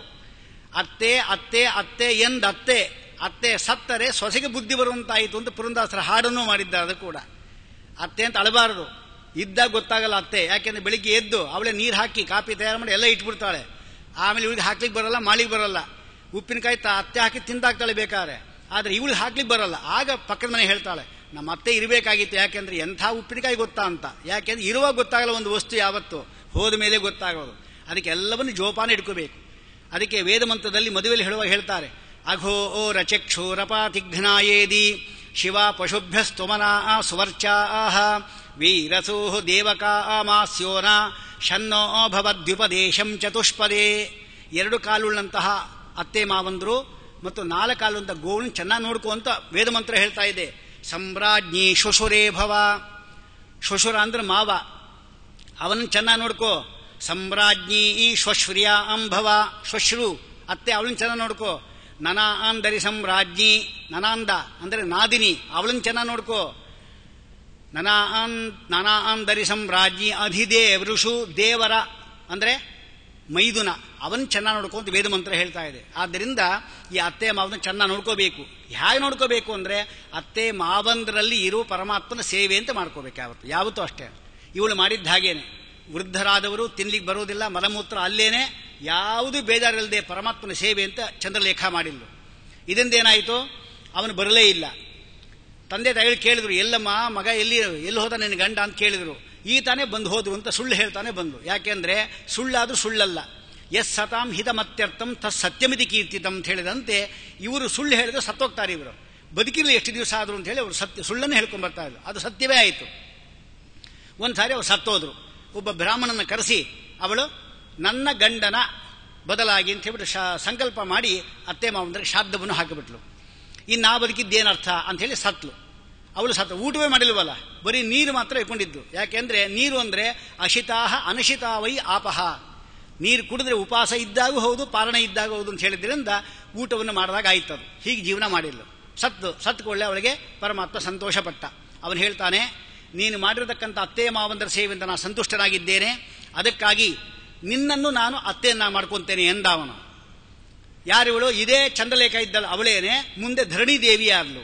ಆ ಧರಣಿ ದೇವಿ ಆಗಿರುವ ಅವಳ ತನ್ನ ಹೆಂಡತಿ ಆದಕ್ಕಂಥ ಲಕ್ಷ್ಮೀ ದೇವಿಯನ್ನ ಆ ಪದ್ಮಾವತಿಯನ್ನ ಅವಳ ಮಗಳನ್ನಾಗಿ ಸೃಷ್ಟಿ ಮಾಡದ. ಅವಳನ್ನು ಮದುವೆ ಮಾಡ್ಕೊಂಡು ಇವಳನ್ನು ಅತ್ತೆ ಮಾವಂದರ ಮಾಡಿಕೊಂಡ. ತಂ ಯಥಾ ಯಥಾ ಉಪಾಸತೆ ತಥೈವ ಭವತಿ. ನೀವು ಯಾವ ರೀತಿ ಉಪಾಸನೆ ಮಾಡ್ತೀರೋ ಆ ರೀತಿ ಪರಮಾತ್ಮ ಅನುಗ್ರಹ ಮಾಡ್ತಾನೆ. ಇದು ಅತ್ತೇನು ಮಾಡಿಕೊಂಡ್ರು. ಮತ್ತೆ ಇವನೇ ಯಾರು ಹಾಗಾದ್ರೆ? ಆಕಾಶ ರಾಜ. ಅವನ ಹಾಗೇನೆ ಬೆಟ್ಟಕ್ಕೆ ಹೋದ. ಭಯಂಕರವಾದ ವಾಸನೆ ಬಂತಂತೆ. ಆ ಪರ್ವತಕ್ಕೆ ಕಾಲು ಇಟ್ಟು ಕೂಡಲೇ ಅದು ಸುಳ್ಳಿಗೆ ಶುರು ಆಯ್ತಂತೆ. ಆ ಪಾದ ಚೂಡಂ ಜಜ್ವಾಲ, ಪಾದದಿಂದ ತಲೆಯವರೆಗೂ ಸುಳ್ಳಿಗೆ ಶುರು ಆಯ್ತಂತ. ಅದು ವಾಂತಿ ಮಾಡ್ಕೊಂಡಂತೆ. ಈಗಲೂ ಅಷ್ಟಲ್ಲಿ ವಾಂತಿ ಮಾಡ್ಕೊಂತಾರೆ ಎಷ್ಟೋ ಜನ. ಬೆಟ್ಟಕ್ಕೆ ಹೋದ್ರೆ ವಾಂತಿ ಮಾಡ್ಕೊಂತ, ಅದು ಒಳ್ಳೇದೇ. ಅದು ಯಾಕೆಂದ್ರೆ ತಿಂದಿದ್ದೇನೋ ತಿನ್ಬಿಟ್ಟಿರ್ತಾರಲ್ಲ, ಉಪವಾಸ ಹೋಗ್ಬೇಕು ನಾವು. ಎಲ್ಲ ತಿಂದಿದ್ದು ವಾಂತಿ ಆದರೆ ಒಳ್ಳೆಯದು. ಸರಿ, ವಾಂತಿ ಆಗತ್ತೆ. ಇವನು ವಾಂತಿ ಮಾಡ್ಕೊಂಡ. ಅದು ವಾಸನೆಗೆ ಬ್ರಹ್ಮಾದಿ ದೇವತೆಗಳು ಓಡಿ ಬಂದರಂತೆ, ಏನಾಯಿತು ಅಂತ ಹೇಳಿ. ಆಗ ಅವನು ಆ ಪಾಪಗಳೆಲ್ಲ ಪರಿಹಾರ ಮಾಡಿಕೊಂಡ. ಆ ಪಾದ ಚೂಡಂ ಜಜ್ವಾಲ, ಆ ಪರ್ವತ ಸ್ಪರ್ಶ ಆದ ಕೂಡಲೇ ಅವನು ಮಾಡಿರತಕ್ಕಂಥ ಅಷ್ಟು ಪಾಪಗಳು ಭಸ್ಮ ಆಗೋಯ್ತಂತೆ. ಆಗ ಅವರು ಹೇಳ್ತಾರೆ, ನೀನು ತಪಸ್ಸಿದ್ದೋಸಿ, ತಪಸ್ಸು ನಿಂಗೆ ಸಿದ್ಧ ಆಯಿತು ಅಂತ ಅರ್ಥ ಈಗ. ಆದ್ದರಿಂದ ನೀವು ಮಾಡತಕ್ಕಂಥ ಪಾಪಗಳೆಲ್ಲ ಪರಿಹಾರ ಆಗಿದೆ. ಇದಕ್ಕೆ ವೆಂಕಟಾದ್ರಿ ಅಂತ ಹೆಸರು ಬರುತ್ತೆ. ವೇಂ ಪಾಪಂ ಕಟತೆ ಯಸ್ಮಾತ್, ಪಾಪ ದಾಹನ ಶಕ್ತಿತಃ, ಅದಕ್ಕೆ ವೆಂಕಟಾದ್ರಿ. ಮಾಧವಾದ್ರಿ ಅಂತ ಹೆಸರಿಡ್ಬೋದಾಗಿತ್ತು ಬೇಕಾದ್ರೆ ಈಗ. ಆದರೆ ಮಾಧವಾದ್ರಿ ಅಂದ್ರೆ ಈ ಪಾಪವನ್ನು ಪರಿಹಾರ ಮಾಡೋ ಪರ್ವತ ಅಂತ ಅರ್ಥ ಬರೋದಿಲ್ಲ. ಅದಕ್ಕೋಸ್ಕರವಾಗಿ ವೆಂಕಟಾದ್ರಿ ಅಂತ ಅರ್ಥ ಮಾಡಿದ್ದಾರೆ. ಈ ವೆಂಕಟಾದ್ರಿ ಏನಿದೆ ಅದು ಕಲಿಯುಗದಲ್ಲಿ ಯಾಕೆ ವೆಂಕಟಾದ್ರಿ ಅಂತ ಹೆಸರು ಅನ್ನಲಿಕ್ಕೆ ಈ ಮಾಧವ ಬ್ರಾಹ್ಮಣ ಕಥೆಯನ್ನು ಹೇಳಿದ್ದಾರೆ. ಇವನು ಯಾರು ಹಾಗಾದ್ರೆ ನಮ್ಗೆ ಗೊತ್ತಾಗಲಿಲ್ಲ. ಹಾಗಾದ್ರೆ ದ್ವಿತೀಯ ಭಾಸ್ಕರ ಅಂದ್ರು. ಅದಕ್ಕೊಂದು ಹೇಳಿ ನಾನು ಮುಗಿಸ್ತಾ ಇದ್ದೇನೆ. ಅದರಲ್ಲಿ ಭೀಷ್ಮಕ ರಾಜ, ನಾವು ಕೇಳಿದ್ದೀವಿ ಭೀಷ್ಮಕ ರಾಜನನ್ನ. ರುಕ್ಮಿಣಿ ಅವನ ಮಗಳು. ರುಕ್ಮಿಣಿ ದೇವಿ ಸಾಕ್ಷಾತ್ ಲಕ್ಷ್ಮೀದೇವಿ. ಅಂತಹ ರುಕ್ಮಿಣಿ ದೇವಿ ಏನಿದ್ದಾಳೆ ಅವಳನ್ನ ಇವನ ಮಗಳನ್ನ ಪಡ್ಕೊಂಡಿದ್ದಾನೆ. ಆಗ ರುಗ್ಮಿ ಇದ್ದ. ಆ ರುಗ್ಮಿ ಯಾರು? ವಾತಾಪಿ ಇಲ್ವಲ ಎಂಬುವರಲ್ಲಿ ಒಬ್ಬ ರಾಕ್ಷಸ ಅವನು. ಇಲ್ವಲ ಎಂಬುವನೇ ಆ ರುಗ್ಮಿ. ಲಕ್ಷ್ಮೀದೇವಿಯಂತಹ ದೊಡ್ಡ ತಾಯಿ ಜಗನ್ಮಾತೆಗೆ ಅವನ ಅಣ್ಣಾಗುವುದು ಅಂದ್ರೆ ಹೇಗೆ ಅಂತ ಪ್ರಶ್ನೆ ಬಂದ್ರೆ, ಒಂದು ಕಡೆ ಪುರಾಣದಲ್ಲಿ ಹೇಳ್ತಾರೆ, ಶುಚಿ ಎಂಬತಕ್ಕಂಥ ಒಬ್ಬ ಅಗ್ನಿ ಅವನಲ್ಲಿ ಬಂದು ಸೇರ್ಕೊಂಡಿದ್ದ ಅಂತ ಹೇಳ್ತಾರೆ. ಶುಚಿ ಎಂಬ ಅಗ್ನಿ ಅವನು ಬಂದಿದ್ದಕ್ಕಾಗಿ ಇವಳು ಅಣ್ಣನನ್ನಾಗಿ ಪಡ್ಕೊಂಡ್ಲು. ಶುಚಿ ಎಂಬ ಅಗ್ನಿ ಯಾಕೆ ಬಂದ ಅಂತ ಪ್ರಶ್ನೆ ಬಂದ್ರೆ, ಅವನ ಕೆಲಸ ಇಷ್ಟು. ವಾತಾಪಿ ಇಲ್ವಲ ಇಬ್ಬರು ಕೂಡ ಏನು ಮಾಡಿದ್ರು, ಶುಕ್ರಾಚಾರ್ಯಂದ ಒಂದು ಒಳ್ಳೆ ಮಂತ್ರ ಸಂಪಾದನೆ ಮಾಡಿಕೊಂಡ್ರು. ಒಬ್ಬನ ಕಾಮರೂಪ, ಇನ್ನೊಬ್ಬನು ಮೃತ ಸಂಜೀವಿನಿ, ಆ ರೀತಿ ತಗೊಂಡ್ರು. ಎಲ್ಲ ಬ್ರಾಹ್ಮಣರು ಕೊಂದು ಹಾಕೋದು, ತಿನ್ನೋದು ಶುರು ಮಾಡ್ತಾ ಇದ್ರು. ಎಲ್ಲ ಓಳಿಗೆ ಶುರು ಮಾಡಿದ್ರು. ಆಗ ವೇಷ ಬದಲಾವಣೆ ಮಾಡಿದ್ರು. ಈಗ ಬದಲಾವಣೆ ಮಾಡಿ ಹೇಳ್ತಾರೆ, ಇನ್ಮೇಲೆ ನಾವು ಅಂಥ ಕೆಲಸ ಮಾಡೋದಿಲ್ಲ, ನಾವು ಒಳ್ಳೆಯವರು ಅಂದ. ನಂಬೋದು ಹೇಗಪ್ಪ ಅಂದ್ರೆ, ಬನ್ರಿ ನಿಮ್ಗೆ ಏನು ಬೇಕು ಊಟ ಮಾಡಾಕ್ತೀವಿ ಬನ್ರಿ ಅಂದ್ರು. ಒಂದು ಬಂಗಾರದ ಕೊಡ ತೆಗೆದುಕೊಂಡು ಆ ಬಂದಿರತಕ್ಕಂಥ ಬ್ರಾಹ್ಮಣರಿದ್ದಾರಲ್ಲ ಅವರ ಪಾದವನ್ನು ತೊಳೆಯೋದು. ಆಪ ಪಾದ ಬನೇಜನೀಹಿ ಅಂತ ಆ ಮಂತ್ರ ಹೇಳೋರು. ಅಸ್ಮಿನ್ ರಾಷ್ಟ್ರೇ ಕ್ಷೇಮಾವೇ ಶಯಾಮ್ಯತೋ ಓ ದೇವಿ ಪ್ರತಿಪಶ್ಯಾಮ್ಯಾಪಹ. ದಕ್ಷಿಣಂ ಪಾದಂ, ಮೊದಲು ಬಲಗಾಲು ತೊಳಿಬೇಕಂತೆ. ಮೊದಲು ಕೈಗೆ ನೀರು ಹಾಕಬೇಕು ಬ್ರಾಹ್ಮಣನಿಗೆ. ಇದಂತೆ ಅರ್ಘ್ಯಂ, ಆಮೇಲೆ ಬಲಗಾಲು, ಆಮೇಲೆ ಎಡಗಾಲು, ಪರಸ್ಪರ ಕಾಲುಗಳು ತೊಳಿಬೇಕಂತೆ. ಇದು ತೊಳೆಯೋ ಕ್ರಮ ವೇದ ಮಂತ್ರ ಹೇಳಿದ್ದು. ಅದೇ ರೀತಿ ತೊಳೆದ್ರು, ನೀರು ಪ್ರೋಕ್ಷೆ ಮಾಡಿಕೊಂಡ್ರು, ಊಟಕ್ಕೆ ಬರಬೇಕು ಅಂದ್ರು. ಇಲ್ಲಿವರೆಗೂ ಯಾವ ದೋಷವೂ ಇಲ್ಲ ಅವರು. ಇಂಥ ಎಷ್ಟೋ ಜನ ಬ್ರಾಹ್ಮಣರಿಗೆ ಅವರು ತಿನ್ಲಿಕ್ಕೋಸ್ಕರವಾಗಿ ಪಾದ ತೊಳೆದಿದ್ದಾರೆ. ಬ್ರಾಹ್ಮಣರ ಪಾದ ಅಂದ್ರೆ ಯಾರಿರೋದು? ಯಜ್ಞವರಾಹ. ಆ ಯಜ್ಞವರಾಹನ ಸೇವೆ ಮಾಡಲಿಕ್ಕೆ ಅಂಗುಷ್ಟದಲ್ಲಿ ವಾಯುದೇವರು ಬೇರೆ ಇದ್ದಾರೆ. ಹಾಗೆ ಈ ವಾಯುದೇವರ ಸೇವೆ ಆಯಿತು, ಪರಮಾತ್ಮನ ಸೇವೆ ಆಯಿತು. ಇನ್ನು ರುಕ್ಮಿಣಿ ದೇವಿಗೆ ಅಣ್ಣಾಗೋದೇನು ವಿಶೇಷ? ಶುಚಿ ಎಂಬತಕ್ಕಂಥ ಅಗ್ನಿದೇವ ಬಂದು ಅಲ್ಲಿ ಸೇರ್ಕೊಂಡ. ಇದನ್ನು ಶ್ರೀಮದಾಚಾರ್ಯ ಕೂಡ ಹೇಳ್ತಾರೆ, ಶುಚಿ ಎಂಬ ಅಗ್ನಿ ಸಹ ಆವಿಷ್ಟನಾದವನು ಅಂತ ತಾತ್ಪರ್ಯದೇ ಹೇಳ್ತಾರೆ ಶ್ರೀಮದಾಚಾರ್ಯ. ಹೀಗಾಗಿ ಅವನ ಆಗಿದ್ದಾನೆ ಅಂತ ರುಕ್ಮಿಣಿ ದೇವಿಗೆ ಅವನೀಗ ವಿರೋಧ ಶುರು ಮಾಡ್ದ. ನಾನು ಶಿಶುಪಾಲನ ಕೊಡಬೇಕು ಅಂತಿದ್ದೇನೆ, ನೀವ್ಯಾರು ತಡೆ ಹಾಕೂಡ್ದು ಅಂದ. ಅಷ್ಟರಲ್ಲಿ ಕೃಷ್ಣ ಪರಮಾತ್ಮ ಬಂದ. ಅವನಿಗೆ ದಿವ್ಯದೃಷ್ಟಿ ಕೊಟ್ಟ. ಯಾರಿಗೆ? ಭೀಷ್ಮಕ ರಾಜನಿಗೆ. ನೋಡು, ನಿನ್ನ ಮಗಳು ನನಗೆ ಸೇರಬೇಕು ಅಂತ ಹೇಳಿ ನಾನು ನಿನ್ನ ಕೇಳ್ತಾ ಇರೋದಲ್ಲ. ನಿನ್ನ ಮಗಳಿಗಿಂತಲೂ ಕೋಟಿ ಪಟ್ಟು ಸುಂದರಿಯರಾದ ಹೆಣ್ಣಂದರು ನನ್ನಲ್ಲಿದ್ದಾರೆ ನೋಡು ಅಂತ ದಿವ್ಯದೃಷ್ಟಿ ಕೊಟ್ಟು, ತೊಡೆಯಲ್ಲಿ 2 ರೂಪ, ಎದೆಯಲ್ಲಿ 1 ರೂಪ, ಕಣ್ಣುಗಳಲ್ಲಿ, ಕಿವಿಯಲ್ಲಿ, ಆಭರಣದಲ್ಲಿ ಎಲ್ಲ ಕಡೆ ಪರಮಾತ್ಮ ಸೇವೆ ಮಾಡ್ತಾಗ ಲಕ್ಷ್ಮೀ ರೂಪ ತೋರಿಸ್ಕೊಟ್ಟ ಅವನು. ಇದರಿಂದ ಅವನಿಗೆ ಖಂಡಿತ ನಿಮಗೆ ಕೊಡ್ತೀನಿ ಎಂದ. ಸುಳ್ಳು ಹೇಳ್ದ. ಈಗ ಅವನು ಬಂದ. ರುಕ್ಮಿ ಹೇಳ್ತಾನೆ, ನೀನು ನನ್ನ ತಂಗಿ ಮದುವೆ ವಿಚಾರದಲ್ಲಿ ನೀನು ಬಂದ್ರೆ ನಿನ್ನನ್ನು ಸಾಯಿಸಬೇಕಾಗತ್ತೆ ಅಂತ ಭಯ ಪಡ್ಕೊಂಡು ಸುಮ್ಮನೆ ಆಗ್ಬಿಟ್ಟ. ಇದರಿಂದ ಏನಾಯ್ತು? ಪರಮಾತ್ಮನ ಮಾತನ್ನು ಮೀರಿದ್ದಕ್ಕಾಗಿ ಅವನು ಯಾರು ಗೊತ್ತಾ? ಅವನು ಭೀಷ್ಮಕ ರಾಜ ಅಂದ್ರೆ ಅವನು ಮಿತ್ರ ಎಂಬತಕ್ಕಂಥ ಸೂರ್ಯ. ಶ್ರೀಮದಾಚಾರ್ಯ ಹೇಳಿದ್ದಾರೆ, ಮಿತ್ರ ಎಂಬತಕ್ಕಂಥ ಸೂರ್ಯ. ಅವನು ಭೀಷ್ಮಕ ರಾಜನಾಗಿ ಹುಟ್ಟಿದ್ದಾನೆ. ಸೂರ್ಯನಿಗೆ ಏನಾಯ್ತು? ಈಗ ಅವನ ಹೇಳಿದ ಮಾತನ್ನು ತಪ್ಪಿಸಿದ್ದಕ್ಕಾಗಿ ಅವನಲ್ಲಿ ಒಬ್ಬ ಅಸುರ ಬಂದು ಸೇರ್ಕೊಂಡ. ಅಸುರ ಅಂದೇನಿಲ್ಲ, ರಾಹು ಬಂದು ಸೇರ್ಕೊಂಡ ಅವನಲ್ಲಿ. ಸೂರ್ಯನಿಗೆ ವೈರಿ ಯಾರು? ರಾಹು ಕೇತುಗಳೇ. ಆದ್ದರಿಂದ ಆ ರಾಹು ಬಂದು ಸೇರ್ಕೊಂಡ. ರಾಹು ಇದ್ದಿದ್ದರಿಂದ ಅವನೇ ಮಾಧವ ಬ್ರಾಹ್ಮಣನಾಗಿ ಹುಟ್ಟಿದ. ಮಾಧವ ಬ್ರಾಹ್ಮಣ ರಾಹು ಇದ್ದಿದ್ದರಿಂದ ಕುಂತಲ ಎಂಬ ಚಂಡಾಲ ಕನ್ಯೆ ಇದ್ದ, ಅವಳ ಸೇವೆ ಆಗಿ ಬೇರೆ ಆಯಿತು. ಅವಳನ್ನು ಸಂಪರ್ಕ ಉಂಟು ಮಾಡಿದ. ಈ ರಾಹು ಇದ್ರ ಹಾಗೇನೆ ಈಗಲೂ ಅಷ್ಟೇನೆ. ಯಾರಾದರೂ ಜಾತಕದಲ್ಲಿ ರಾಹು ಎಂಬತಕ್ಕಂಥದ್ದು ಸಪ್ತಮ ಮನೆಯಲ್ಲಿದ್ದು, ಅದು ಕಳತ್ರ ಸ್ಥಾನ ಅಲ್ಲಿದ್ದು ನೀಚ ದೃಷ್ಟಿ ಬಿದ್ದಿತ್ತು ಅಂದರೆ ಚಂಡಾಲ ಕನ್ಯೆ ಸಂಪರ್ಕ ಆಗತ್ತೆ ಅಂತ ಅರ್ಥ. ಈಗಲೂ ಶಾಸ್ತ್ರ ಇರೋದು ಹಾಗೇನೆ. ಆದರೆ ಜ್ಯೋತಿಷ್ಶಾಸ್ತ್ರ ಪ್ರಕಾರವೂ ಇದು ಸತ್ಯವಾದದ್ದೇ. ಹಾಗೆ ಅವನಿಗಾಗಿ ಚಂಡಾಲ ಕನ್ಯೆ ಸಂಪರ್ಕ ಉಂಟಾಯಿತು. ಯಾವಾಗ ಶ್ರೀನಿವಾಸ ದೇವರ ಪರ್ವತವನ್ನು ಪಾದ ಇಟ್ಟ ಅಷ್ಟರಲ್ಲಿ ಅವನಿಗೆ ಅದು ಬಿಟ್ಟು ಹೋದ, ರಾಹು ಬಿಟ್ಟು ಹೋದ. ಬಿಟ್ಟು ಹೋದ ಏನಾಯ್ತು? ಈಗ ಆಕಾಶ ರಾಜ ಅನ್ಸ್ಕೊಂಡ. ಅಂದರೆ ಸೂರ್ಯ ಇರ್ತಾನೆ, ರಾಹು ಬಂದು ಹಿಡಿತಾನೆ, ತನ್ನ ಕಾಂತಿಯೆಲ್ಲ ಕಳ್ಕೊಂತಾನೆ, ರಾಹು ಬಿಟ್ಟು ಹೋಗ್ತಾನೆ. ಆಕಾಶೇ ರಾಜತೈತಿ ಆಕಾಶ ರಾಜ, ಇವನು ಆಕಾಶೇ ರಾಜತೈತಿ ಆಕಾಶ ರಾಜ ಅಂತ ಹೆಸರು ಬಂತವನಿಗೆ. ಹಾಗಾದ್ರೆ ಅವನು ಧರಣಿ ದೇವಿ, ಇವಳು ಆಕಾಶ ರಾಜ, ಇಬ್ಬರು ಕೂಡ ಆಗ್ತಾರೆ. ಅವರಿಗೆ ಪದ್ಮಾವತಿಯ ಮಗಳು ಹುಡ್ತಾ ಇದ್ದಾಳೆ ಎಂಬ ಅಂಶವನ್ನು ಹೇಳಿ ಈ ಒಂದು ಶ್ರೀನಿವಾಸ ಕಲ್ಯಾಣದಲ್ಲಿ 4 ಗಿರಿಗಳು ಏನಿದೆ ಆ ಗಿರಿಗಳ ಒಂದು ವಿಶೇಷ ಅಂದರೆ ಪರ್ವತಗಳಲ್ಲಿ ಮೊದಲಿದ್ದಿದ್ದು ವೈಕುಂಠಗಿರಿ ಅಂತ ಅದಕ್ಕೆ ಹೆಸರು. ಆ ವೈಕುಂಠಗಿರಿ ಏನಿದೆ ಅದಕ್ಕೆ 4 ಯುಗದಲ್ಲಿ 4 ಹೆಸರು ಹೇಗೆ ಬಂತು ಎಂಬುದು ಪ್ರಶ್ನೆ ಕೇಳಿದ್ದಕ್ಕೋಸ್ಕರವಾಗಿ ಅಪೂರ್ವವಾಗಿರತಕ್ಕಂಥ ಈ ವಿಷಯಗಳೆಲ್ಲ ಈ ಒಂದು ಪುರಾಣದಲ್ಲಿ ಹೇಳಿದ್ದಾರೆ. ಯಾಕೆಂದರೆ ಶ್ರೀಮದಾಚಾರ್ಯರ ತತ್ವ ಎಂಬತಕ್ಕಂಥದ್ದು ತಿಳ್ಕೊಳ್ಳದೆ ನಮಗೆ ಇದು ಯಾವ ಪುರಾಣವನ್ನು ಹೇಳಿ ಬರುವುದಿಲ್ಲ. ಅದೊಂದು ಪುರಾಣ ಅಂದರೆ ಒಂದು ಏನು ಅರ್ಥವಿಲ್ಲದ ಒಂದು ಕಂತೆ ಅಂತ ಆಗುತ್ತೆ ಅಷ್ಟೇ ಹೊರತಾಗಿ ಶ್ರೀಮದಾಚಾರ್ಯರ ಒಂದು ಭಾಷ್ಯಗಳೇನಿದೆ ಅದರ ಬೆಳಕಿನ ದೀವಿಗೆ ಏನಿದೆ ಅದರಲ್ಲಿ ಇಟ್ಕೋಬೇಕು ನಾವು. ಮುಂದೆ ಕಲ್ಯಾಣ ಘಟ್ಟ ಶುರುವಾಗೋದು. ಕಲ್ಯಾಣ ಘಟ್ಟ ಈ ಇವಳಿದ್ದಾಳಲ್ಲ, ಯಾರು? ಯಶೋಧಾದೇವಿ ಇದ್ದಾಳೆ. ಆ ಯಶೋಧಾದೇವಿ ಏನಿದ್ದಾಳೆ ಅವಳು ಕೃಷ್ಣ ಪರಮಾತ್ಮನನ್ನ ಮಗನಾಗಿ ಪಡ್ಕೊಂಡ್ಳು. ಪ್ರತಿ ತಿಂಗಳು ಬಂದಾಗಲೂ ಕೂಡ ರೋಹಿಣಿ ನಕ್ಷತ್ರ ಬಂದ ಕೂಡಲೇ ಅವಳು ಹೇಳೋದೇನು? ಇವತ್ತು ರೋಹಿಣಿ ನಕ್ಷತ್ರ ಇದೆ, ಕೃಷ್ಣನಿಗೆ ಜನ್ಮೋತ್ಸವ ಅಂತ ಶುರು ಮಾಡೋದು. ಪರಮಾತ್ಮ ಹುಟ್ಟಿದ್ದಾನೇನೋ, ಗರ್ಭವಾಸ ಮಾಡಿ ಹುಟ್ಟಿದ್ರೆ ಜನ್ಮೋತ್ಸವ ಮಾಡಬೇಕಾಗಿದ್ದೆ. ಅವ್ನು ಹುಟ್ಟೇ ಇಲ್ಲದವನು ಜನ್ಮೋತ್ಸವ ಮಾಡೋದು ಹೇಗೆ? ಅದು ಗೊತ್ತಾಗಿಲ್ಲ ಅವಳಿಗೆ. ನನ್ನ ಮಗ ಹುಟ್ಟಿದ್ದಾನೆ. ವಸ್ತುತ ಯಶೋದೆಗೆ ಹುಟ್ಟಿದ್ದವ ಅಲ್ಲೂ ಅಲ್ಲ, ಅವಳು ದೇವಿಕಿಗೆ ಹುಟ್ಟಿದವನು ತಿಳ್ಕೊಳ್ಳಬೇಕಾದ್ರೆ. ಯಾಕೆ ಗರ್ಭದಲ್ಲಿದ್ದ, ಗರ್ಭಸ್ತುತಿ ಅಂತಿದ್ದಲ್ಲ, ತಮದ್ಭುತಂ ಬಾಲಕಂಬುಜೇಕ್ಷಣಂ ಚತುರ್ಭುಜಂ ಶಂಖ ಗದಾದ್ಯುಧಾಯುಧಂ. ಪರಮಾತ್ಮ ಹುಟ್ಟಿದ್ದು ಅಂತ ಹೀಗೆ ವಾದಿರಾಜರು ಸ್ಪಷ್ಟ ಹೇಳ್ತಾರೆ ಅದನ್ನು. ಯಾರ ಜಾನಾತಿ ಮಾತಾ ಕುಜಿದ ಆತ್ಮಜಾತಂ, ತಾಯಿ ಗೊತ್ತಿರುತ್ತಂತೆ ಇವು ನನ್ನ ಮಗ ಅಂತ ಹೇಳಿ. ಜಾನಾತಿ ಪಿತಾ ಕುಚಿದ ಆತ್ಮಜಾತಂ, ತಂದೆಯೂ ಕೂಡ ತಿಳ್ಕೊಂಡಿರ್ತಾನಂತೆ. ತಾಭ್ಯಾಂ ಅನಂಗೀಕೃತ ಕೃಷ್ಣ ಜನ್ಮ ಕೋವಾ ಪುಮಾನ್ ಸಾಧಯಿತು ಸಮರ್ಥ ಅಂತ ಹೇಳ್ತಾರೆ. ತಂದೆ ತಾಯಿ ಇಬ್ರು ಕೂಡ ನೀನು ಮಾತ್ರ ನನ್ನ ಮಗ ಅಲ್ಲ ಅಂತ ಹೇಳಿದ ಮೇಲೆ ಇವನು ಮಗ ಆಗುವುದು ಹೇಗೆ? ಅದು ಯಾರಿಗೂ ಮಗನಲ್ಲ. ಭಕ್ತಿಯಿಂದ ಪೂಜೆ ಮಾಡಿದ್ರೆ ಎಲ್ಲರಿಗೂ ಮಗ ಆಗ್ತಾನೆ ಪರಮಾತ್ಮ. ಮಗನೂ ಆಗ್ತಾನೆ, ತಂದೆಯೂ ಆಗ್ತಾನೆ, ಎಲ್ಲವೂ ಆಗ್ತಾನೆ ಕೃಷ್ಣ ಪರಮಾತ್ಮ. ತಂದೆ ಆಗಿದ್ದಾನೆ, ಗಂಡ ಕೂಡ ಆಗಿದ್ದಾನೆ ಪರಮಾತ್ಮ. ಹಾಗೆ ಆದರೆ ಹೆಂಗಸರು ಯಾರೂ ಕೂಡ ಕೃಷ್ಣ ಪರಮಾತ್ಮ ನನ್ನ ಗಂಡ ಅಂತ ಉಪಾಸನೆ ಮಾಡಿಕೊಡು. ಶ್ರೀಮದಾಚಾರ್ಯ ಹೇಳ್ತಾರೆ ಇದನ್ನು. ಯಾಕೆಂದ್ರೆ ಕೆಲವರು ತಾಸಾಂ ಬೇರೆಯವರು ಇರ್ತಾರಲ್ಲ ಅಂತ ಸ್ತ್ರೀಯರು ಕೆಲವು ಕಾಲದಲ್ಲಿ ಲಕ್ಷ್ಮೀ ಆವೇಶದಿಂದ ಮಾತ್ರ ಅವರು ಪರಮಾತ್ಮ ಸಂಪರ್ಕ ಉಂಟು ಮಾಡ್ತಾನವರಲ್ಲಿ. ಅದ್ಯಾರು? ಅವರಲ್ಲಿ ಕಶೇರು ಎಂಬುದಕ್ಕಂಥವಳು, ಪಿಂಗಲ ಎಂಬುದಕ್ಕಂಥವಳು. ತಾಸ್ವೇಕ ಪಿಂಗಲಾಭವತ್ ತದನ್ಯಾಸ ಮಹಾದೋಷ ಭಗವದ್ ಭರ್ತೃತಾ ಸ್ಮೃತವು. ಭಗವಂತನ ಭರ್ತೃತ ಸ್ಮೃತಿ ಸ್ಮರಣೆಗೆ ತಂದು ಸಾಕು ಮಹಾ ಅನರ್ಥ ಉಂಟಾಗತ್ತೆ ಅಂತ ಹೇಳ್ತಾ ಇದ್ದಾರೆ. ಆದ್ದರಿಂದ ಈ ಚಿಂತನೆ ಮಾಡಲಿಕ್ಕಿಲ್ಲ. ಇನ್ನು ಹೀಗೆ ಮಾಡಬಹುದು, ಎಲ್ಲರಿಗೂ ಸ್ವಾಮಿ ಅಂತ ಮಾಡಬಹುದು. ಯಾಕೆ ಆತ್ಮೇತಿ ಉಪಗಚ್ಚಂತಿ ಗ್ರಾಹಿಯಂತಿ ಎಂಬ ಸೂತ್ರದಲ್ಲಿ ಆತ್ಮ ಪರಮಾತ್ಮ ಆತ್ಮ ಮಮ ಸ್ವಾಮಿ ಇತಿ ಚಿಂತನಂ ಸರ್ವೈಹಿ ಕಾರ್ಯಂ ಎಂಬುದಾಗಿ ತೀರ್ಮಾನ ಮಾಡಿದ್ದಾರೆ. ಆದ್ದರಿಂದ ಇಂತಹ ಒಂದು ಕೃಷ್ಣ ಪರಮಾತ್ಮನ ಹುಟ್ಟಿದ್ದು ಅಂತಿಲ್ಲ, ಪರಮಾತ್ಮ ಹುಟ್ಟುವಿಕೆ ಎಂಬ ಶಬ್ದವೇ ಇಲ್ಲ ಅವನಿಗೆ. ಮತ್ತೆ ಜನ್ಮ ಅಂತ ಹೇಳಿದ್ದಾರಲ್ಲ, ಜನ್ಮ ಎಂಬ ಶಬ್ದದಲ್ಲಿ ಜನನ ಅಲ್ಲ, ಅದು ಜನಿ ಪ್ರಾದುರ್ಭಾವ ಅಂತ ಅರ್ಥ. ಅಂದರೆ ಭಾಗವತವೇ ಹೇಳುವಂತೆ ಸೂರ್ಯ ಎಂಬುದಕ್ಕಂಥವನಿದ್ದಾನೆ, ಈಗ ಇಲ್ಲ ಅಷ್ಟೇ. ಇಲ್ಲ ಅಂದ್ರೆ ನಮ್ಮ ಕಣ್ಣು ಕಾಣಿಸ್ತಾ ಇಲ್ಲ ಅಷ್ಟೇನೆ. ಸೂರ್ಯ ಇಲ್ವ? ಈಗ ಇದ್ದೇ ಇದ್ದಾನೆ, ಮುಂದೆ ನಾಳೆ ಬೆಳಿಗ್ಗೆ ಕಾಣಿಸ್ಕೊಂತಾನೆ. ಅಂದ್ರೆ ಏನು? ಇದ್ದವನೇ ಆವಿರ್ಭೂತನಾದವನಂತೆ. ಚಂದ್ರ ಈಗ ಇದ್ದಿಲ್ಲ, ಇಷ್ಟೊತ್ತು ಈಗ ಬಂದಿರ್ತಾನೆ ಚಂದ್ರ. ಅಂದರ್ಥ ಏನು? ಇದ್ದವನೇ ಬಂದಕ್ಕೆ.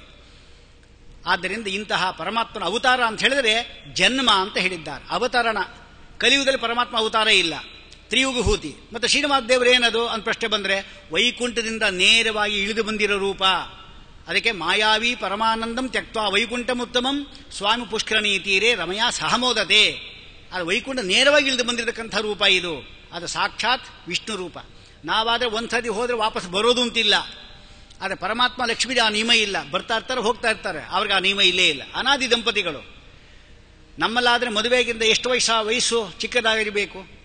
ಇವಳಿಗೆ 6 ವರ್ಷ ಆಗಿತ್ತು ಅಂದರೆ 6 3 18 ಆಗಿರ್ಬೇಕಂತ ವರನಿಗೆ. ಹಾಗಿತ್ತು, ಅಂತ ಕಾಲ ಇತ್ತು. ಅಥವಾ 2 ಪಟ್ಟು 12 ಆಗಿದ್ರೆ ಇವನಿಗೆ 24 ಆಗಿರಬೇಕು ಅಂತ ಹೇಳ್ತಾ ಇದ್ದಾರೆ. ಹಾಗಾದರೆ ಲಕ್ಷ್ಮೀದೇವಿನ ಪರಮಾತ್ಮ ಮದುವೆ ಮಾಡಿಕೊಂಡಿದ್ದಾನೆ ಅಂದರೆ ಅವರಿಗೆ ಎಷ್ಟು ವರ್ಷ ಅಂತರ ಅಂತ ಪ್ರಶ್ನೆ ಬಂದರೆ ವಾದಿರಾಜರು ಹೇಳ್ತಾರೆ, ಯುವಾಂ ಯುವಾನೋ ಸತತಂ ಯುವಯೋಹನ್ನ ವಯೋಧಿಕಃ. ನಿಮ್ಮಲ್ಲಿ ವಯೋಧಿಕ ಯಾರು ಇಲ್ಲೇ ಇಲ್ಲ, ಅನಾದಿ ದಂಪತಿಗಳು. ಅದನ್ನೇ ಸೂತ್ರದಲ್ಲಿ ಹೇಳ್ತಾರೆ, ಸಮನಾಚ ಅಸೃತ್ಯುಪಕ್ರಮಾತ್. ಬ್ರಹ್ಮಾದಿ ದೇವತೆಗಳು ಶ್ರುತಿಯನ್ನು ಮಾಡಿಕೊಂಡು ಸಂಸಾರದಲ್ಲಿ ಬಂದಿದ್ದಾರೆ. ಆದರೆ ಲಕ್ಷ್ಮೀದೇವಿ ಸಮನಾಚ ಅಸೃತಿ ಉಪಕ್ರಮ, ಸಂಸಾರವಿಲ್ಲದೇನೆ ಅವಳು ಮುಕ್ತಳಾಗಿದ್ದಾಳೆ ಎಂಬುದಾಗಿ ಅನಾದಿ ಮುಕ್ತಳು ಎಂಬ ತಾತ್ಪರ್ಯ ಹೇಳ್ತಾ ಇದ್ದಾರೆ. ಅಂತಹ ಲಕ್ಷ್ಮೀನಾರಾಯಣರ ಈ ಕಲ್ಯಾಣ ಇದು ನಹಿ ಕಲ್ಯಾಣ ಕೃತ್ ಕಶ್ಚಿತ್ ದುರ್ಗತಿಂ ತಾತಗಚ್ಚತಿ. ಈ ಕಲ್ಯಾಣವನ್ನು ಯಾರು ಮಾಡಿಸ್ತಾರೆ, ಯಾ ಕಲ್ಯಾಣವನ್ನು ಕೇಳ್ತಾರೆ ಅಂತ ದುರ್ಗತಿ ಎಂಬುದು ಖಂಡಿತ ಇಲ್ಲ. ಆದರೆ ಇಂಥ ಶ್ರೀನಿವಾಸ ಕಲ್ಯಾಣವನ್ನು ನೀವೆಲ್ಲ ಕೇಳ್ತಾ ಇದ್ದೀರಿ. ನಾಳೆ ಪುನಃ ಶ್ರೀನಿವಾಸ ದೇವರು ವೈಕುಂಠ ಯಾಕೆ ಇಳಿದು ಬಂದರು, ಅದಕ್ಕೆ ಭೃಗುಋಷಿಗಳು ಯಾವ ರೀತಿ ಕಾರಣ ಆದರೂ, ಇದು ಅಪೂರ್ವವಾದ ಪ್ರಮೇಯಗಳಿಂದ ಕೂಡಿರತಕ್ಕಂಥ ವಿಚಾರ. ಯಾಕೆಂದರೆ ಒಂದೇ ಪುರಾಣದಲ್ಲಿ 12 ಪುರಾಣದಲ್ಲಿ ಶ್ರೀನಿವಾಸ ದೇವರ ಕಲ್ಯಾಣ ಇದೆ. ಅಷ್ಟು ಪುರಾಣವನ್ನು ಇಟ್ಕೊಂಡ್ರೆ ಮಾತ್ರ ನಮಗೆ ಪ್ರಶ್ನೆಗಳಿಗೆ ಉತ್ತರ ಸಿಗಬಲ್ಲದೆ ಹೊರತಾಗಿ ಒಂದು ಪುರಾಣ ಮಾತ್ರ ಇಟ್ಕೊಂಡು ನಾವು ಪುರಾಣ ಹೇಳ್ತೀವಿ ಅಂತ ಹೇಳಿದ್ರೆ ಖಂಡಿತ ಪುರಾಣವೇ ಆಗಿಬಿಡುತ್ತಾರೆ. ಆದರೆ ಪುರಾಪಿ ನವಂ ಪುರಾಣವಾಗಬೇಕಾಗಿದ್ದರೆ ನವನವವಾದ ಈ ಪುರಾಣಗಳನ್ನು ನಾವು ಕಲಿಬೇಕು ಎಂಬುದಂತ ಹೇಳ್ತಾ ಮುಂದಿನ ಕಾರ್ಯಕ್ರಮಕ್ಕೆ ತೊಂದರೆ ಆಗಬಾರದು ಅಂತ ಹೇಳಿ ಈ ಒಂದು ಶ್ರೀನಿವಾಸ ಕಲ್ಯಾಣದ ಇವತ್ತಿನ ಪ್ರವಚನ ಮುಗಿಸ್ತಾ ಇದ್ದೆ. ನಾಳೆ ಪುನಃ 5:45 ಸರಿಯಾಗಿ ಇಲ್ಲಿ ಸೇರೋಣ ಅಂತ. ಶ್ರೀಕೃಷ್ಣ ಅರ್ಪಣ ಮಸ್ತು.